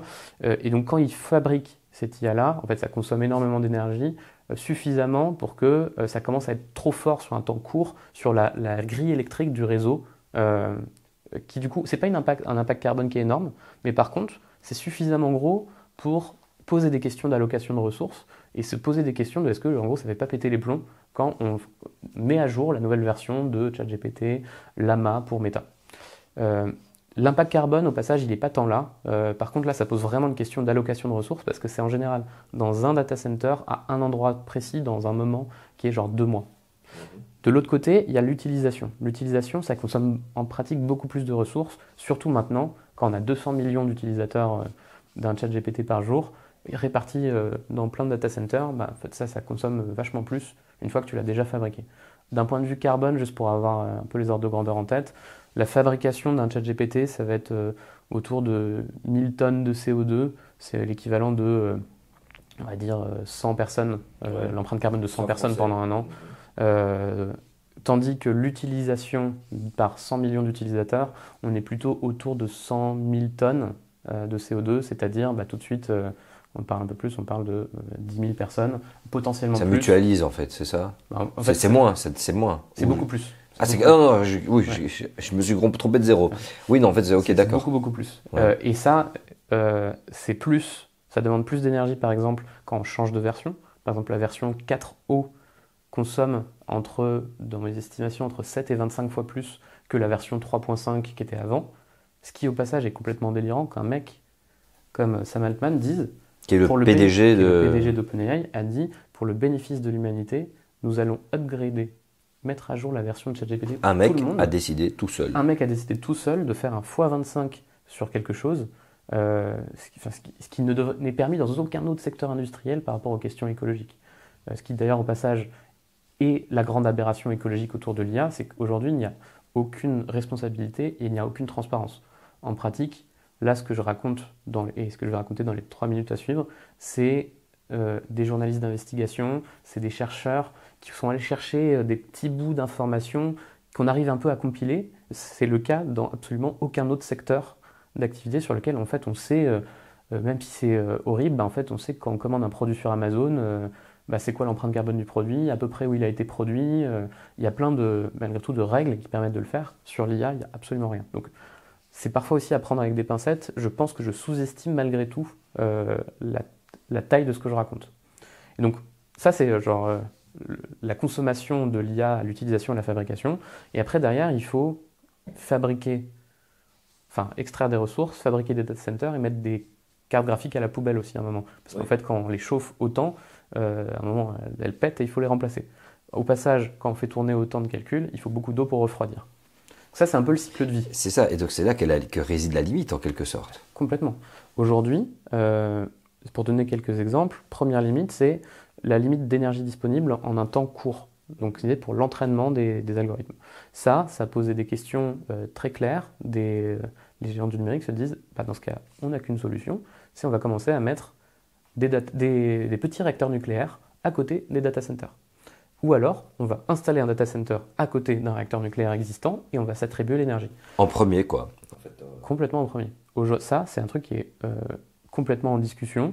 Il y a en Pennsylvanie, il y a Amazon qui a acheté, qui a commencé à prendre le contrôle d'un réacteur nucléaire de 2,5 gigawatts pour alimenter un nouveau data center d'Amazon sur toute l'IA qu'il va avoir dans Amazon, qui est un des plus gros data centers jamais créés, qui demande en gros l'équivalent de, je crois que c'est 960 MW. 960 MW, c'est 1 gigawatt, donc 1000 MW, c'est une petite centrale nucléaire. Donc en gros, on commence à faire des data centers qui sont la taille de petites centrales nucléaires.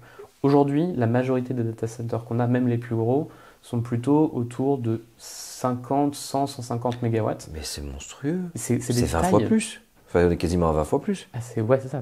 On commence à taper dans les 20 fois plus. Donc en gros, ça veut dire que aujourd'hui, Google ou Amazon sont à des quantités de consommation d'énergie qui sont devant des pays comme la Slovénie. Aujourd'hui, les data centers, c'est 1%, un peu plus de l'électricité mondiale, et l'IA représente, de ce qu'on sait, entre 10 et 25%. Ça, c'est projeté de doubler l'électricité nécessaire pour le data center, et la part de l'IA là-dedans va encore doubler. Et donc, en gros, la consommation d'électricité de l'IA devrait représenter autour de 1% de l'électricité mondiale, juste associé à l'IA. C'est le Shift Project qui est en train de travailler là-dessus. Et donc, on commence à voir que ça commence à être complètement délirant juste sur l'électricité. Un autre exemple, c'est du coup, OpenAI pense beaucoup à ça. Ils se disent, bon, on ne va pas réussir peut-être à trouver, à s'accaparer des data centers. On va peut-être pas réussir non plus, même si on arrivait à des réacteurs nucléaires, même si on arrivait à le faire. En fait, en pratique, est-ce qu'il y a toute la législation sur l'attribution des quantités d'électricité, sur le passage de l'électricité dans le réseau? En fait, ça va être galère. En gros, il faut qu'on développe la fusion nucléaire. Ça, c'est encore un délire de Sam Altman, qui est partagé par tous les géants du numérique, qui dit de toute façon, vu la quantité que ça représente, soit on va se battre, et ils y arrivent très bien, et on va récupérer l'électricité pour ça, soit on va trouver une nouvelle forme d'électricité. Et donc peut-être qu'ils vont y arriver, et peut-être que ça va être poussé par ça. Selon beaucoup de gens, dont Aurélien Barraud, ce serait la pire idée de l'histoire de l'humanité, parce que ça veut dire que derrière, on est encore plus open bar. Donc voilà, ça c'est sur l'électricité. Derrière, tu as par exemple d'autres exemples sur l'eau. L'eau, c'est encore plus méconnu, on a encore moins de chiffres de données. Ce qu'on sait à peu près, c'est que sur une version de ChatGPT qu'on ne sait pas, parce que les estimations, on ne sait même pas avec quelle version elles ont été faites, on aurait à peu près calculé que quand on fait entre 10 et 50 requêtes par jour, donc on l'utilise pas mal, ça va consommer une bouteille d'eau. Ça commence à faire déjà pas mal. Quand on se dit, genre tout de suite, la prochaine fois que vous faites du ChatGPT, à quel niveau l'eau est utilisée? Je l'utilise 10 fois, je pose 10 questions, je m'en sers pour faire je sais pas quoi. Et là, c'est comme si j'avais bu une bouteille d'eau en termes de consommation. 33 centilitres ou on a 1,5 litre et demi, 2 litres? L'équivalent, c'est entre 10 et 50, c'est 500 millilitres. Donc une petite bouteille d'eau. D'accord. Un chiffre qui est hyper approximatif et je ne sais même pas avec quoi il a été calculé. Mais vu que c'est un chiffre qui tourne depuis quelques années, je pense que c'était avec la version d'avant. Donc du coup, maintenant, on doit être à plus de consommation. Un autre point de données que j'ai, c'est par exemple TSMC. Je ne sais pas si tu as déjà entendu parler de TSMC. Non. C'est la Taiwan Semiconductor Company qui produit. En fait, il y a différents niveaux dans la fabrication des cartes graphiques. Donc c'est eux qui fabriquent quasiment. Ils étaient en galère avec la situation Covid, là, un peu, ça avait ralenti. Covid, ça fait galérer, et typiquement, ça avait posé plein de questions, parce que pendant le Covid, il y avait une explosion du numérique, sur lequel il y a besoin de semi-conducteurs, et du coup, il y a eu des questions sur le territoire de Taïwan, de se dire, est-ce que, en gros, on coupe les usines, ou est-ce qu'on coupe l'eau à la population? L'eau a été coupée à la population pendant 3 jours pour pouvoir continuer à faire tourner les usines. La Taiwan Semiconductor Company, il y a très peu de chiffres, mais ce qui ressort de leur rapport annuel, c'est 160 000 tonnes d'eau par jour pour fabriquer des semi-conducteurs. 160 000 tonnes d'eau par jour, c'est environ 1 million d'habitants d'un pays occidental. Alors, c'est pas que pour l'IA, bien entendu, hein, c'est le téléphone, c'est ton micro-ondes, ce genre de choses, bien sûr. Donc, en gros, ce qui est assez dingue, c'est il y a vraiment cette question d'accaparement des ressources qui n'est quelque chose qui n'était pas prévu dans les scénarios. Et ça, quand on voit... je donne 2-3 exemples en plus pour appuyer ce propos-là. Quand on a... par lequel je commence. Prenons Microsoft. Ils avaient dit... Je vais prendre à différents niveaux pour comprendre. Au niveau de l'entreprise, et Microsoft c'est un bon exemple, ils avaient dit oui, on va être neutre en carbone Et en vrai, ils ont investi beaucoup d'argent pour le faire bien. En pratique, ils investissent genre plusieurs dizaines de milliards. Sur le scope 1 et... Ouais, sur le développement des renouvelables, sur le scope 1 et 2, sur leur data center. Enfin, ils ont quand même investi pas mal dans le renouvelable pour se l'accaparer. Je crois que 30% des nouvelles installations renouvelables dans le monde ont été accaparées par les GAFAM cette année. Et en gros, vous avez dit, on va suivre une trajectoire de réduction aux accords de Paris de -3 à -5% par an à partir de 2019. Ce qu'ils avaient commencé à faire, quasiment, presque mieux que d'autres acteurs industriels qu'on pourrait imaginer. Ça commençait effectivement à baisser malgré la consommation qui augmentait du numérique. Parce que le numérique s'optimise encore malgré tout pas mal par rapport à d'autres secteurs industriels. Depuis l'IA, et depuis cette année, ils se sont tapés un plus 30% d'émissions carbone, liées notamment à la consommation électrique, mais aussi à la fabrication de nouveaux data centers pour supporter la croissance de la demande. Scope 3. Pareil pour Google. Google, ça commençait à baisser et là, ils se tapent un plus 19% cette année parce que, ils n'y arrivent pas, quoi. On a créé une nouvelle technique et comme tout dans l'histoire des techniques, tiens, ça y est, on a fabriqué le smartphone, c'est plus de construction, de production. En fait, on refait le même bordel, quoi, de l'histoire depuis en tout cas la révolution industrielle. Évolution des techniques, économie, tu parles, mon œil, en fait. Effet rebond tout de suite, en fait. Effet rebond énorme. Et peut-être la seule différence, qui est peut-être la plus grave, c'est que ça va plus vite parce qu'il y a beaucoup plus d'argent en jeu. En fait, c'est ça qu'effectivement, au fond, si on a une vision genre hyper macro du truc, en fait, ça n'est qu'une technique en plus qu'on invente qui accélère le système productiviste, qui, genre, globalement, nous amène loin de nos objectifs climatiques. Comme n'importe quel type de technique, sauf que celle-là, elle est à la fois hyper exponentielle aujourd'hui, et deuxièmement, elle est non planifiée. Par exemple, en France, l'ADEME, donc l'Agence publique de la transition écologique, et l'ARCEP, qui travaille sur les télécommunications, ont fait une étude sur les impacts du numérique il y a 2020-2021. Donc en gros, près de ChatGPT. J'étais auditionné dans ces débats-là pour se dire qu'est-ce que va devenir l'IA d'ici là, et comment on prend en compte les scénarios accord de Paris transmis à l'échelle de la France, déclinés au secteur du numérique, et quelle est la part de l'IA à l'intérieur. Et c'est hyper intéressant, c'est des études qui sont très très bien faites, dans lesquelles on se disait, si jamais on voulait atteindre un scénario de coopération territoriale, un scénario de sobriété heureuse à l'échelle du numérique, ça veut dire quoi? Par exemple, c'était des réflexions comme ça ne fait qu'un ordinateur par immeuble collectif. Par contre, un téléphone par personne, pourquoi pas? Ça resterait dans les clous. Plus de télévision parce que c'est hyper matériel et ça demande énormément de ressources, mais par contre un rétroprojecteur, même dans un scénario de sobriété, why not? Parce qu'un rétroprojecteur, il n'y a pas l'écran et la projection est vachement moins énergivore. Et donc il y en a un là. Il y en a un. et typiquement là-dedans, qui est un travail hyper sérieux et très très intelligent, vraiment je recommande à tous de lire cette étude-là, l'IA était complètement omise. Et moi-même, qui étais dans les gens qui étaient consultés dessus, j'étais complètement loin d'anticiper ce scénario-là. Et donc tout le monde.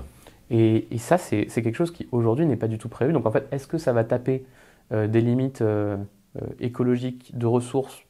Aucune idée. Est-ce que ça va taper des limites énergétiques? Oui, ça c'est sûr. Mais en tout cas, pour le coup, les gens ne travaillent pas beaucoup dessus. Et la réponse des gens qui poussent très très fort, c'est en fait, on va utiliser l'IA générative générale pour trouver des solutions qui vont nous permettre de péter les limites. Donc Microsoft dit, je vais travailler sur, si jamais je dois construire plein de data centers pour répondre à la demande, c'est pas grave d'un point de vue écologique parce que je vais utiliser mon IA super puissante pour trouver du béton bas carbone. Et on part dans une fuite en avant totale dans laquelle on a cette accélération exponentielle comme en fait on a connu très peu dans l'histoire des techniques, et de l'autre côté, une croyance que ça va peut-être permettre de résoudre le truc sur le chemin. Mais en fait, ça marche pas comme ça. Un jeu de poker, quoi. C'est énorme jeu de poker. Alors, si, cela dit, c'est un des scénarios du GIEC, de l'ADEME, c'est le pari réparateur. En tout cas, là, on est en plein dedans, quoi. C'est édifiant, merci pour toute cette richesse. Dites-nous ce que vous en pensez en commentaire si vous nous regardez maintenant sur YouTube. Il y a tellement d'autres chapitres que je voudrais aborder. Je pense qu'on fera une partie 2. On va glisser tout doucement mais sûrement vers la conclusion de cette grosse émission. Moi j'ai quand même encore quelques petites remarques et quelques petites questions par rapport à tout ça.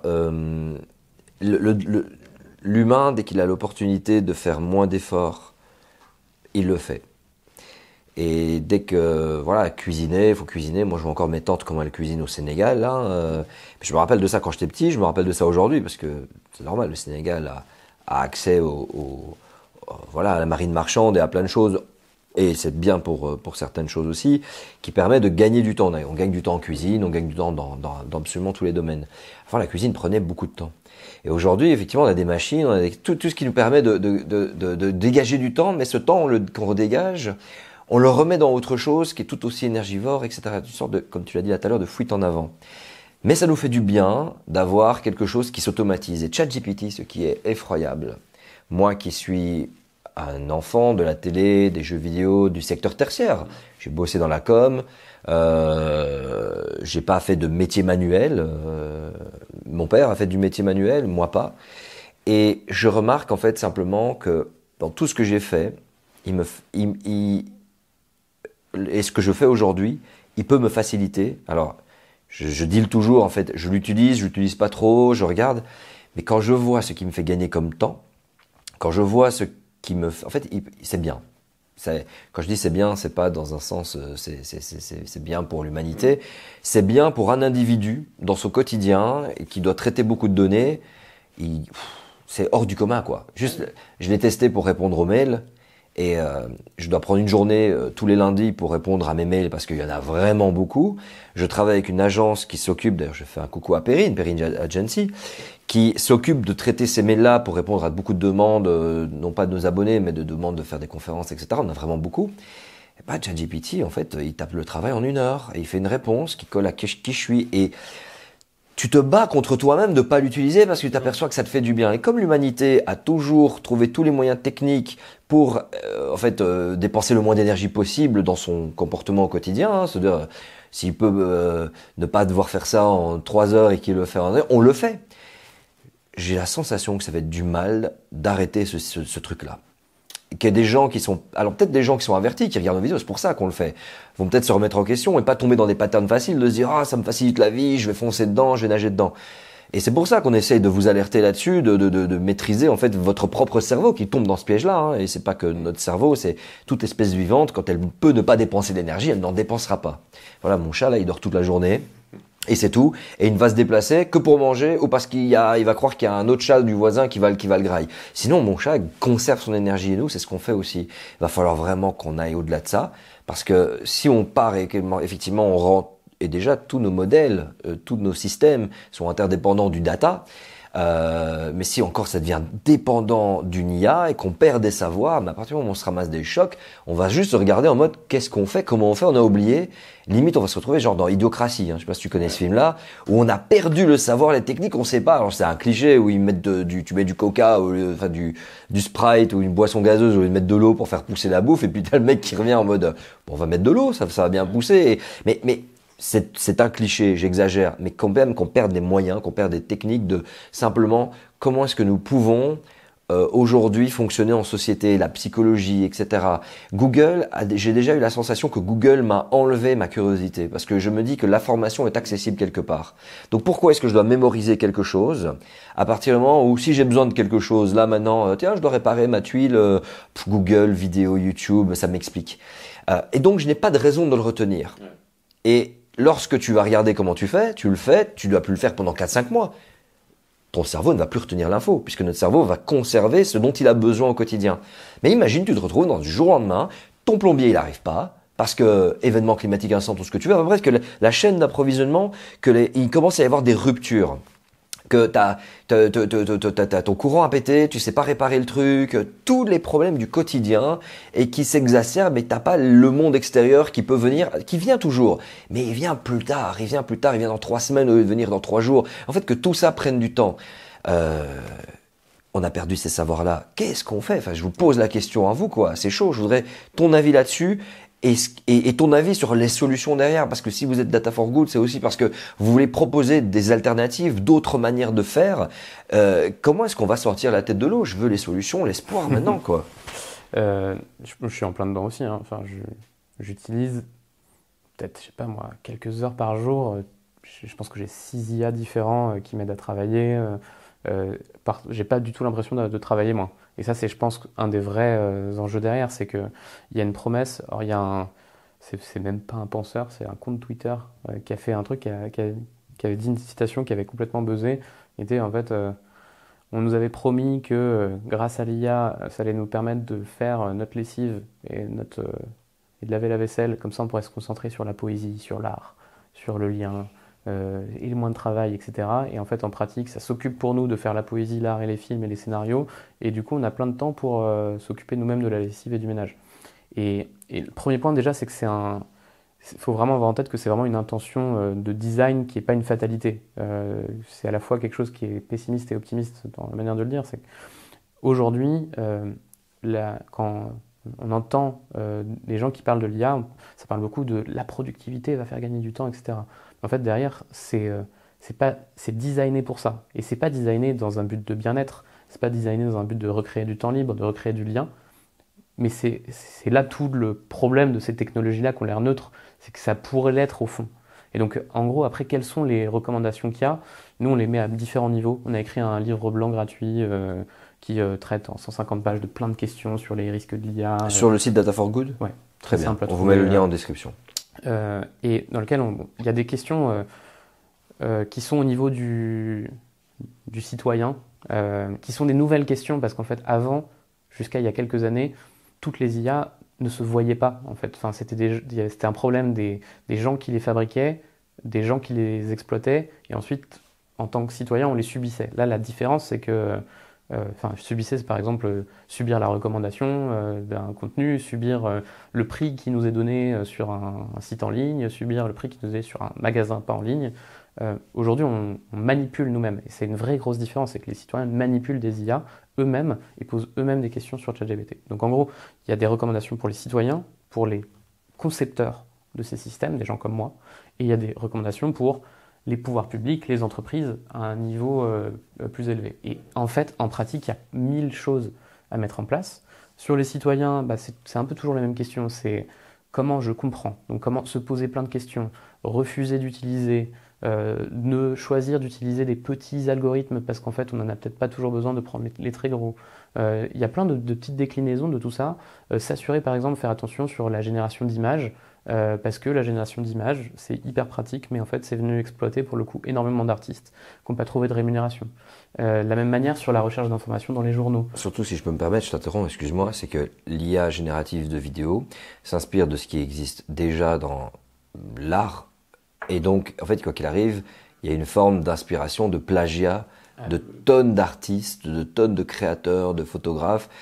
Et des styles, quoi. Je veux dire, on voit bien qu'il y a des styles qui ressortent. Tu dis, ok, d'accord, c'est général, c'est un manga, mais quand même, ça prend à une culture et ça ne rend pas à la culture d'un point de vue financier ou quoi que ce soit. Hein. Ah, mais rien du tout. Et même d'ailleurs, c'est même pire que ça parce que certaines startups comme Midjourney qui aident à générer des images ont fait des provisions sur charge de leur bilan pour dire à leurs usagers qui généraient des images, si vous avez un procès pour infraction à des droits d'auteur, vous inquiétez pas, jusqu'à ce montant-là, on va vous payer pour vous. Et la philosophie de récupération et vraiment d'accaparement des données personnelles qui auraient été récupérées de façon illégale ou pas, la philosophie de pas mal d'acteurs du numérique, c'est de se dire, on prend, et si jamais on se fait choper, on paye. LinkedIn, on y va quoi. Ouais. C'était hier, gros scandale de LinkedIn, pas en France, en tout cas pas en Europe, parce que je pense qu'en Europe on est encore protégé malgré tout par la RGPD, donc la régulation ça marche, c'est hyper utile. LinkedIn hier a mis quelque chose dans lequel il y avait un auto-opt-in de la récupération des données des posts pour entraîner les IA de LinkedIn. LinkedIn qui d'ailleurs appartient à Microsoft au passage. J'ignorais, merci pour l'info. C'est-à-dire qu'en gros, il y a un nouveau paramètre qui est apparu dans les paramètres de LinkedIn sur lequel il y avait marqué j'accepte que mes données soient utilisées pour entraîner des IA. Et ça, les gens sont insurgés. Genre, quelqu'un a remarqué ça et tu peux le désactiver, heureusement. Mais par contre, c'est apparu comme ça, en auto-opt-in. Et j'accepte. Auto, j'accepte. Comme Instagram, j'accepte de ne pas avoir de contenu politique. C'est ça. Donc, Il faut y aller pour aller désactiver, pour que vous tombiez sur nos contenus, parce qu'on est qualifié d'écologie, de politique, forcément. Il faut connaître, quoi. Il faut connaître.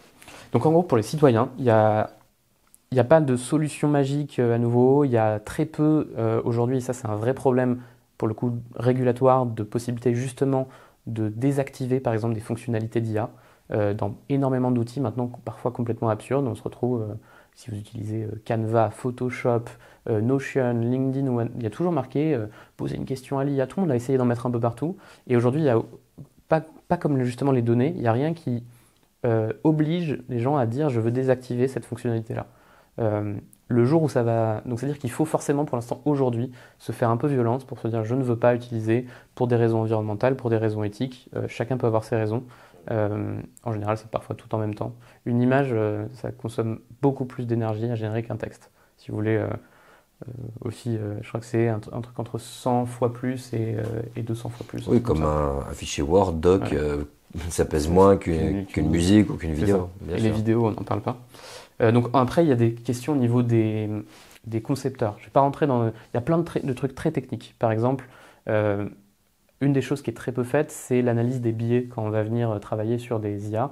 Les biais, c'est quand il y a une représentation du monde qui, en général, illustre des clichés, des rapports de domination, qui se retrouvent dans des données, parce qu'en fait, les données représentent le monde, et on vient apprendre et propager ça. Ça, c'était hyper marquant. Le pire exemple que j'ai vu, et ça c'est hyper intéressant de voir le lien aussi, si on peut le mettre dans la vidéo, c'est Midjourney qui génère des images. Hitch, qui est la compagnie de taxi, avait fait des expériences dans lesquelles on mettait génère-moi une école française. Et ça générait une école, genre la vision, l'école de Pétain, quoi. Voilà, ok. L'école parfaite. La petite tête blonde, comme on dit. Voilà. Et génère-moi une école en banlieue. Et là, c'était un truc horrible avec des déchets, les vitres qui sont cassées, etc. Une école ghetto, genre. Montre-moi un mariage, des gens heureux, blonds, machin. Montre-moi un mariage en banlieue, un truc avec des voitures qui brûlent, etc. Parce qu'en fait, factuellement, les concepteurs, ils ne sont pas dit qu'il y avait un problème. Ils ont pris des données comme des sauvages, et les données qui sont en majorité voilà, à sont travers les données, biais. voilà. Et donc ça se propage. Donc il y a une campagne qui était magnifique. Maintenant, il n'y a plus ça. Pareil, avant sur Google, les tout premiers algorithmes de recommandation basés sur l'IA de Google, quand on posait des questions sur les lesbiennes, ça ne renvoyait que des résultats porno. Et il y a eu toute une lutte féministe complètement dingue depuis, genre, je crois que ça avait commencé ça fait déjà un petit moment, pour faire en sorte que ça ne soit pas ça le cas. Ben non, parce que c'est le dictat masculiniste. Je veux dire, les lesbiennes, c'est une catégorie. On sait qu'on a les stades ce sont plus des hommes qui vont sur les sites. En fait, c'est un construit, quoi. Exactement. Et ça reproduit le construit de la programmation et de ce qui tourne sur les réseaux. C'est incroyable. Et ça, franchement, ça s'évite assez bien. Par contre, c'est des réflexes, c'est des méthodes techniques, il y a des questions mathématiques, il y a des algorithmes spécifiques pour essayer de s'assurer qu'on évite ces choses-là. Sur l'écologie, il y en a plein. Moi, j'ai beaucoup travaillé sur le lien entre ChatGPT et les rapports du GIEC. Pour réussir à faire cracher la sobriété à ChatGPT, c'est hyper dur. Ah ouais, croissance verte. Hein. Je l'ai testé à fond la balle. Et lui, oui, la croissance verte d'ailleurs. Je fais tous les trucs de remise en question. Je prends des citations, je prends des études. Ah oui, c'est une très bonne remarque que tu viens de faire là. Mais il semblerait que, en fait, ça va avec la promesse de oui, nous arriverons à faire de la croissance verte, tu vois. Donc on ressent le construit narratif, en tout cas des GAFAM, de qu'est-ce que eux ils vivent dans leur environnement, dans leur villa, dans leur façon de voir le monde, que voilà, leur monde pour eux c'est jet privé, c'est big data, c'est investisseur, enfin c'est ce qui n'est pas le monde de quelqu'un qui vit à Touba Diallo, à Conakry, qui vit à Madagascar, quoi, et qui a une représentation du monde très différente. Il peut y avoir justement, rapidement, je te pose une petite question comme ça, tu me dis oui ou non, une IA open source qui dissidente, où on décide dans un groupe de faire quelque chose qui sort complètement de la vision du système économique dans lequel on est, qui, je rappelle, en fait, c'est posé sur des bases colonialistes. Hein. Alors désolé, je sais que ça fait toujours un peu frémir des gens quand on parle de colonialisme. On me dit ah mais c'était avant. Je veux dire, le capitalisme s'est développé et a créé le racisme comme système d'exploitation, hein, puisqu'il y avait le racisme, on est xénophobe en tant qu'être humain, mais le racisme est vraiment un système d'exploitation qui a été développé pour faciliter, pour justifier auprès de l'opinion publique certaines choses. Et donc moi, ce qui m'interpelle, c'est de me dire, est-ce qu'on peut faire quelque chose qui sort de ce carcan-là. Tu dis que oui, il y a des corrections et des corrections, mais est-ce qu'on peut faire une IA développée quelque part et qui marche bien et qui a été entraînée justement pour sortir de cette vision-là parce que tout le système économique aujourd'hui il est toujours basé sur cette hiérarchie. Hein, donc, Honnêtement, oui, et ça existe déjà, en fait. La question, c'est est-ce que c'est ce qu'on utilise? Non. Est-ce que c'est suffisamment promu? Est-ce que ces gens-là ont assez d'argent pour faire des choses qui continuent à avancer dans ce sens-là? Et enfin, il y a des chercheurs, en général, c'est plutôt des académiques que des entreprises. Stanford font des trucs géniaux dessus. En France, par exemple, on a énormément d'universités qui produisent des IA qui ont été pensées pour répondre à plein de questions, des questions autant de la discrimination de l'empreinte carbone. Et en fait, ça existe complètement. C'est toujours un peu en retard. Il y a une vague d'innovation ah bah tiens, on a poussé les limites de l'état de l'art, de ce qu'on sait faire. Et ça, en général, c'est les chercheurs qui ont plus d'argent qui sont dans les géants du numérique. Et après, derrière, il y a des universitaires, des petites structures, parfois des associations qui essayent de faire des choses qui, avec leurs moyens et parfois aussi en récupérant justement les GAFAM produisent énormément d'open source. Et donc en fait en pratique on peut aussi réutiliser ces trucs-là, refabriquer des trucs qui respectent des questions éthiques, qui respectent plein de choses. Et après c'est nous politiquement de nous engager pour les mettre en valeur en disant au lieu d'utiliser Google, utilisez Kosia, ou utiliser des ChatGPT, utilise IA décoloniale par exemple. J'invente des termes. J'ai inventé un truc, faut qu'on le fasse tiens. Et il y a par exemple en tout cas dans les acteurs qui l'avancent peut-être et qui sont un peu à la croisée des chemins, Hugging Face qui est maintenant plus du tout une startup qui n'est que sur l'open source, on peut avoir une maîtrise un peu plus fine d'ailleurs tout est open source donc on voit que les données ne sont pas récupérées, on peut choisir ces modèles, c'est-à-dire ces algorithmes qu'on va venir utiliser d'IA pour prendre ceux qui sont plus petits, qui ont été conçus de telle manière. Après il y a énormément de besoins d'informations pour comprendre pourquoi, comment, quelles sont les conditions. Par exemple Digression, une des top IA open source qui était sortie il y a 2 ans, qui était une des premières un peu challenger l'hégémonie de ChatGPT. C'était un truc qui s'appelait Falcon, qui était produit par une université en Arabie Saoudite. Et en fait, bon, tu te dis, c'est peut-être pas si mal, mais qu'est-ce qui se cache derrière dans le construit là? Les Chinois en fait produisent énormément d'IA open source. Aujourd'hui, les leaders sur les IA open source, c'est des universités chinoises, des startups chinoises ou des grosses entreprises chinoises qui produisent énormément en open source. Donc aujourd'hui, un développeur qui voudrait créer quelque chose et qui voudrait pas repartir de zéro aurait peut-être plus d'intérêt à utiliser un modèle qui est fabriqué par des Chinois. Ce qui est aussi quelque chose qui est assez nouveau. On pourrait se dire ils sont très fermés. Donc en fait, c'est possible, c'est hyper dur. Franchement, c'est pas... faut vraiment y mettre de soi pour y arriver. Il faut former les développeurs, donner des méthodologies, donner de l'argent, mais c'est faisable. Et après, tu as le troisième grand aspect qui était où est-ce que tu tapes plus haut d'un point de vue systémique. Et ça, en fait, c'est à plein d'endroits. Tu as des questions de régulation. Et aujourd'hui, il y en a, ça commence à arriver, mais elles ne sont pas suffisantes comme d'habitude. En général, surtout, elles ne sont pas punitives. Elles sont que volontaires. Elles disent qu'il faut mettre des chartes, des bonnes pratiques. Et en fait, non, c'est pas le cas. Oui, il y a des régulations... C'est comme la COP, quoi. Ouais. Tu as des régulations qui sont... plus punitif sur d'autres secteurs. Par exemple, moi j'essaye d'un peu de m'appliquer sur des régulations sur le greenwashing qui arrive au niveau européen. Parce qu'en fait, si tu te dis que ton IA, elle sauve le monde, potentiellement, pour le coup, tu peux te prendre des amendes pour greenwashing. Peut-être pas pour non-respect des grandes pratiques éthiques de l'IA, mais peut-être pour greenwashing. Et donc il y a plein de régulations connexes qui permettent aussi d'agir.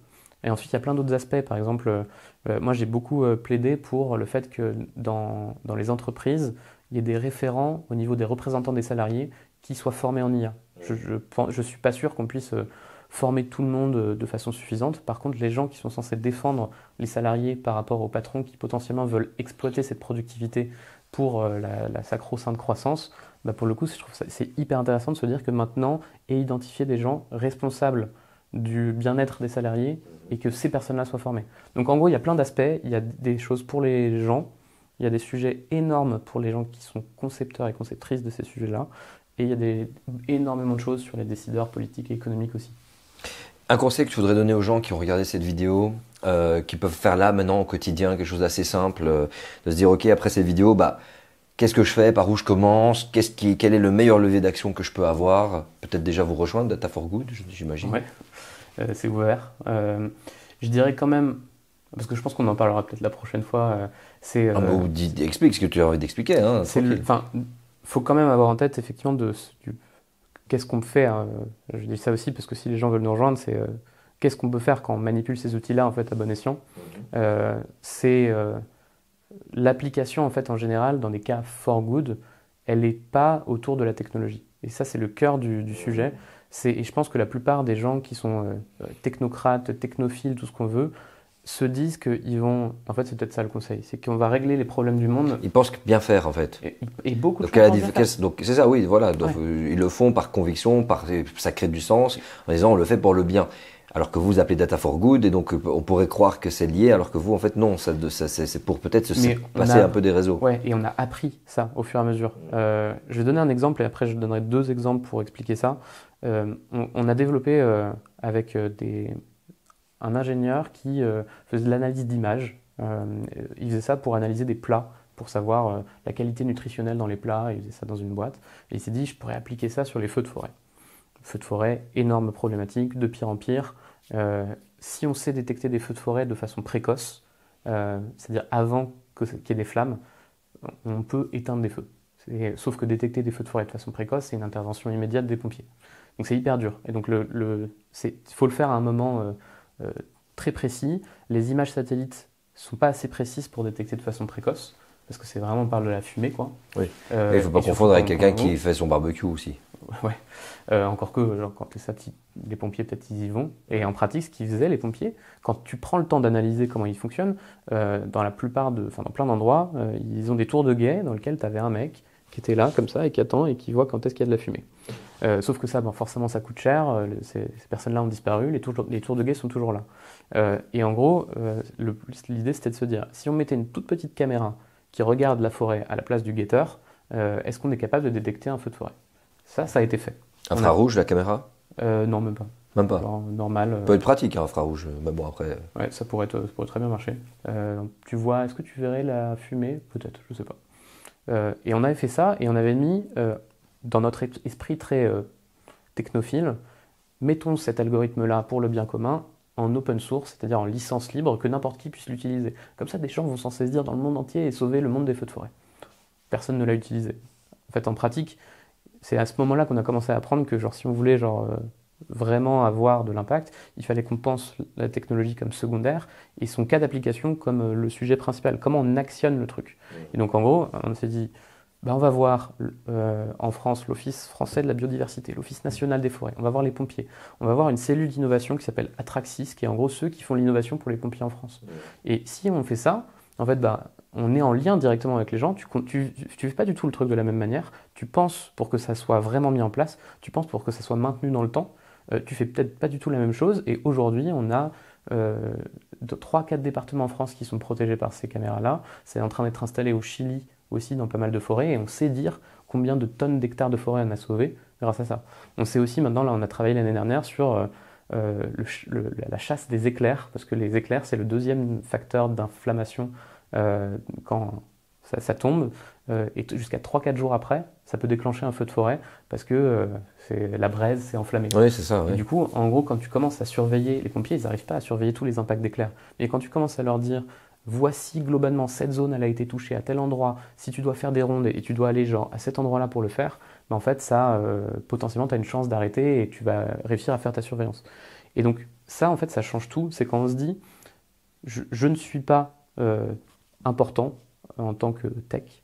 Ce qui importe, c'est qui est la personne qui peut vraiment faire changer les choses et comment ça peut se mettre à ce service-là. 2 exemples pour illustrer. On travaille avec l'ONG Bloom, qui est fantastique. De Claire Nouvian, qu'on a vu sur cette chaîne, bien sûr. Ouais. Qui protège les océans, qui défend les pêcheurs industriels, et sauf que... Qui défendent les pêcheurs, un peu la pêche côtière, mais en fait qui s'en prennent aux pêcheurs industriels. Oui, défend les pêcheurs traditionnels. Voilà, ouais. L'amalgame. C'est pas grave, contre les pêcheurs traditionnels, contre les pêcheurs industriels. Les artisans. Et en fait, ce qui est hyper intéressant, c'est qu'on s'est rendu compte que les données des pêcheurs industriels sont ouvertes, parce qu'en fait, quand tu as 2 cargos qui sont dans la Manche, il faut savoir où est-ce qu'ils sont pour des raisons de sécurité. Oui, il y a un site internet comme Flightradar qui permet de voir absolument tous les cargos, quel est leur trajet, où est-ce qu'ils vont, combien de temps ils sont restés, combien de temps ils vont rester, c'est génial.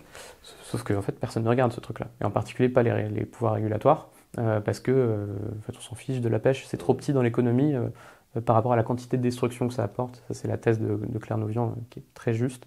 Et donc, en gros, nous, ce qu'on a fait, c'est qu'on a commencé à récupérer les données de position GPS des bateaux et on a commencé à regarder avec des algorithmes d'IA très simples. C'est pas des ChatGPT. C'est vous qui avez fait ça, qui a permis de voir en fait que les zones protégées, supposées protégées par l'Union européenne, qui ont été votées, ne le sont absolument pas, et qu'en fait elles sont à 1% seulement d'une zone qui est supposée représenter 100%. Ah, c'est grâce à vous qu'on sait ça. Bah merci. Et en fait, compter ces bateaux-là. Et en fait, on savait quand est-ce qu'ils passent. On a pu le compter. On a pu aussi se rendre compte quand est-ce que ça faisait un peu comme une tondeuse à gazon. T'as le bateau qui arrive comme ça et qui fait. Et tu dis là, t'es pas en train d'aller tout droit pour rentrer au port. Non, t'es en train de rester dans cette zone-là. T'es en train de pêcher. Et ça se fait par de la donnée. Ça se fait par créer des petits algorithmes là qui permettent de dire si tu es en train de faire ça, c'est que tu es sûrement en train de pêcher.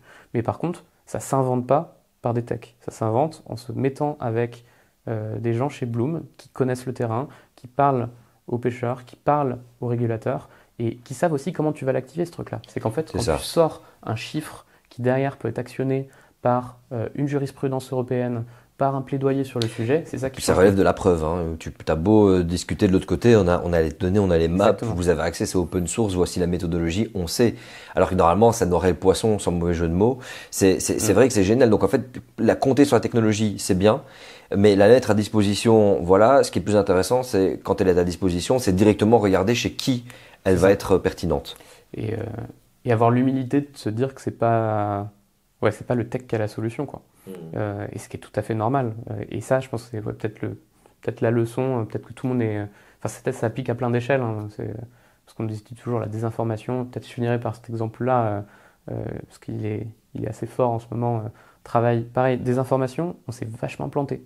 On a fait, pendant le Covid, on a eu 3-4 projets qui nous ont été proposés par des gens qui étaient des techs. Ça nous aurait dû nous mettre la puce à l'oreille pour dire le Covid, il y a des fausses news partout, il faut qu'on fasse quelque chose.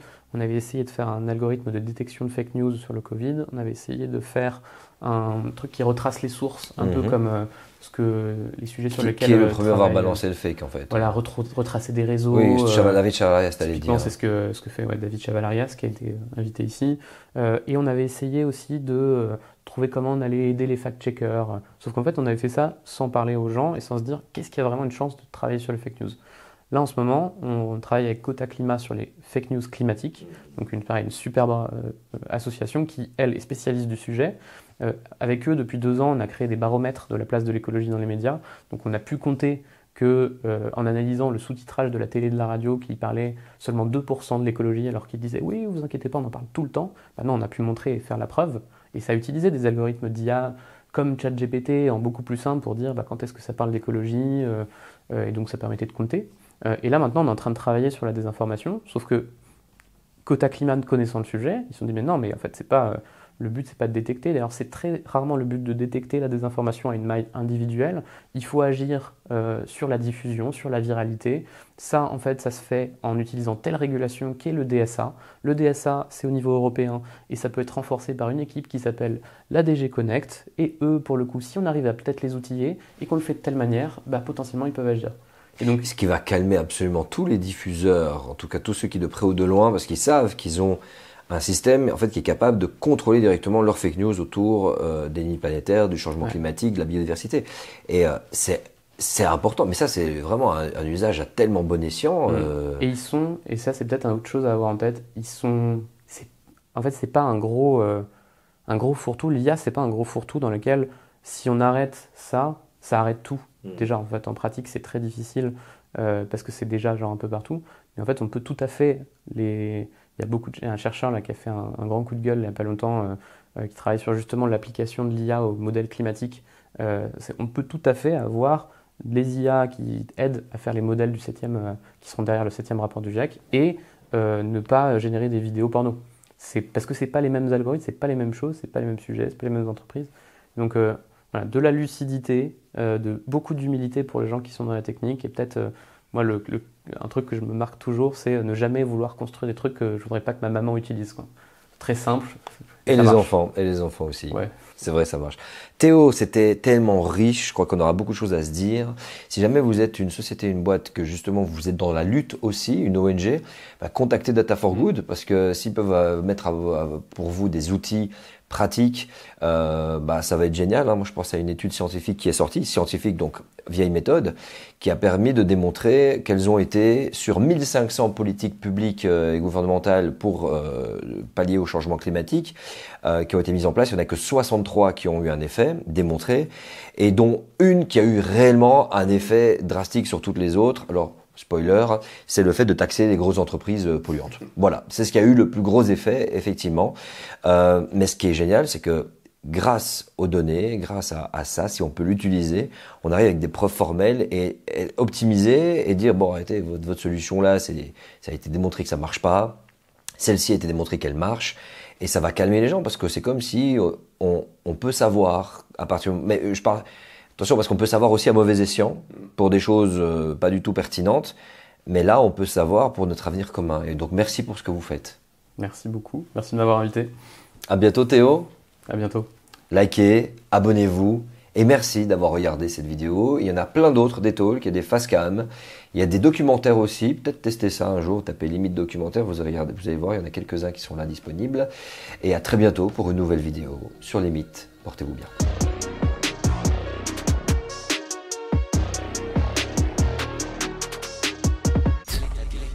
Quelle est ta définition du réel ?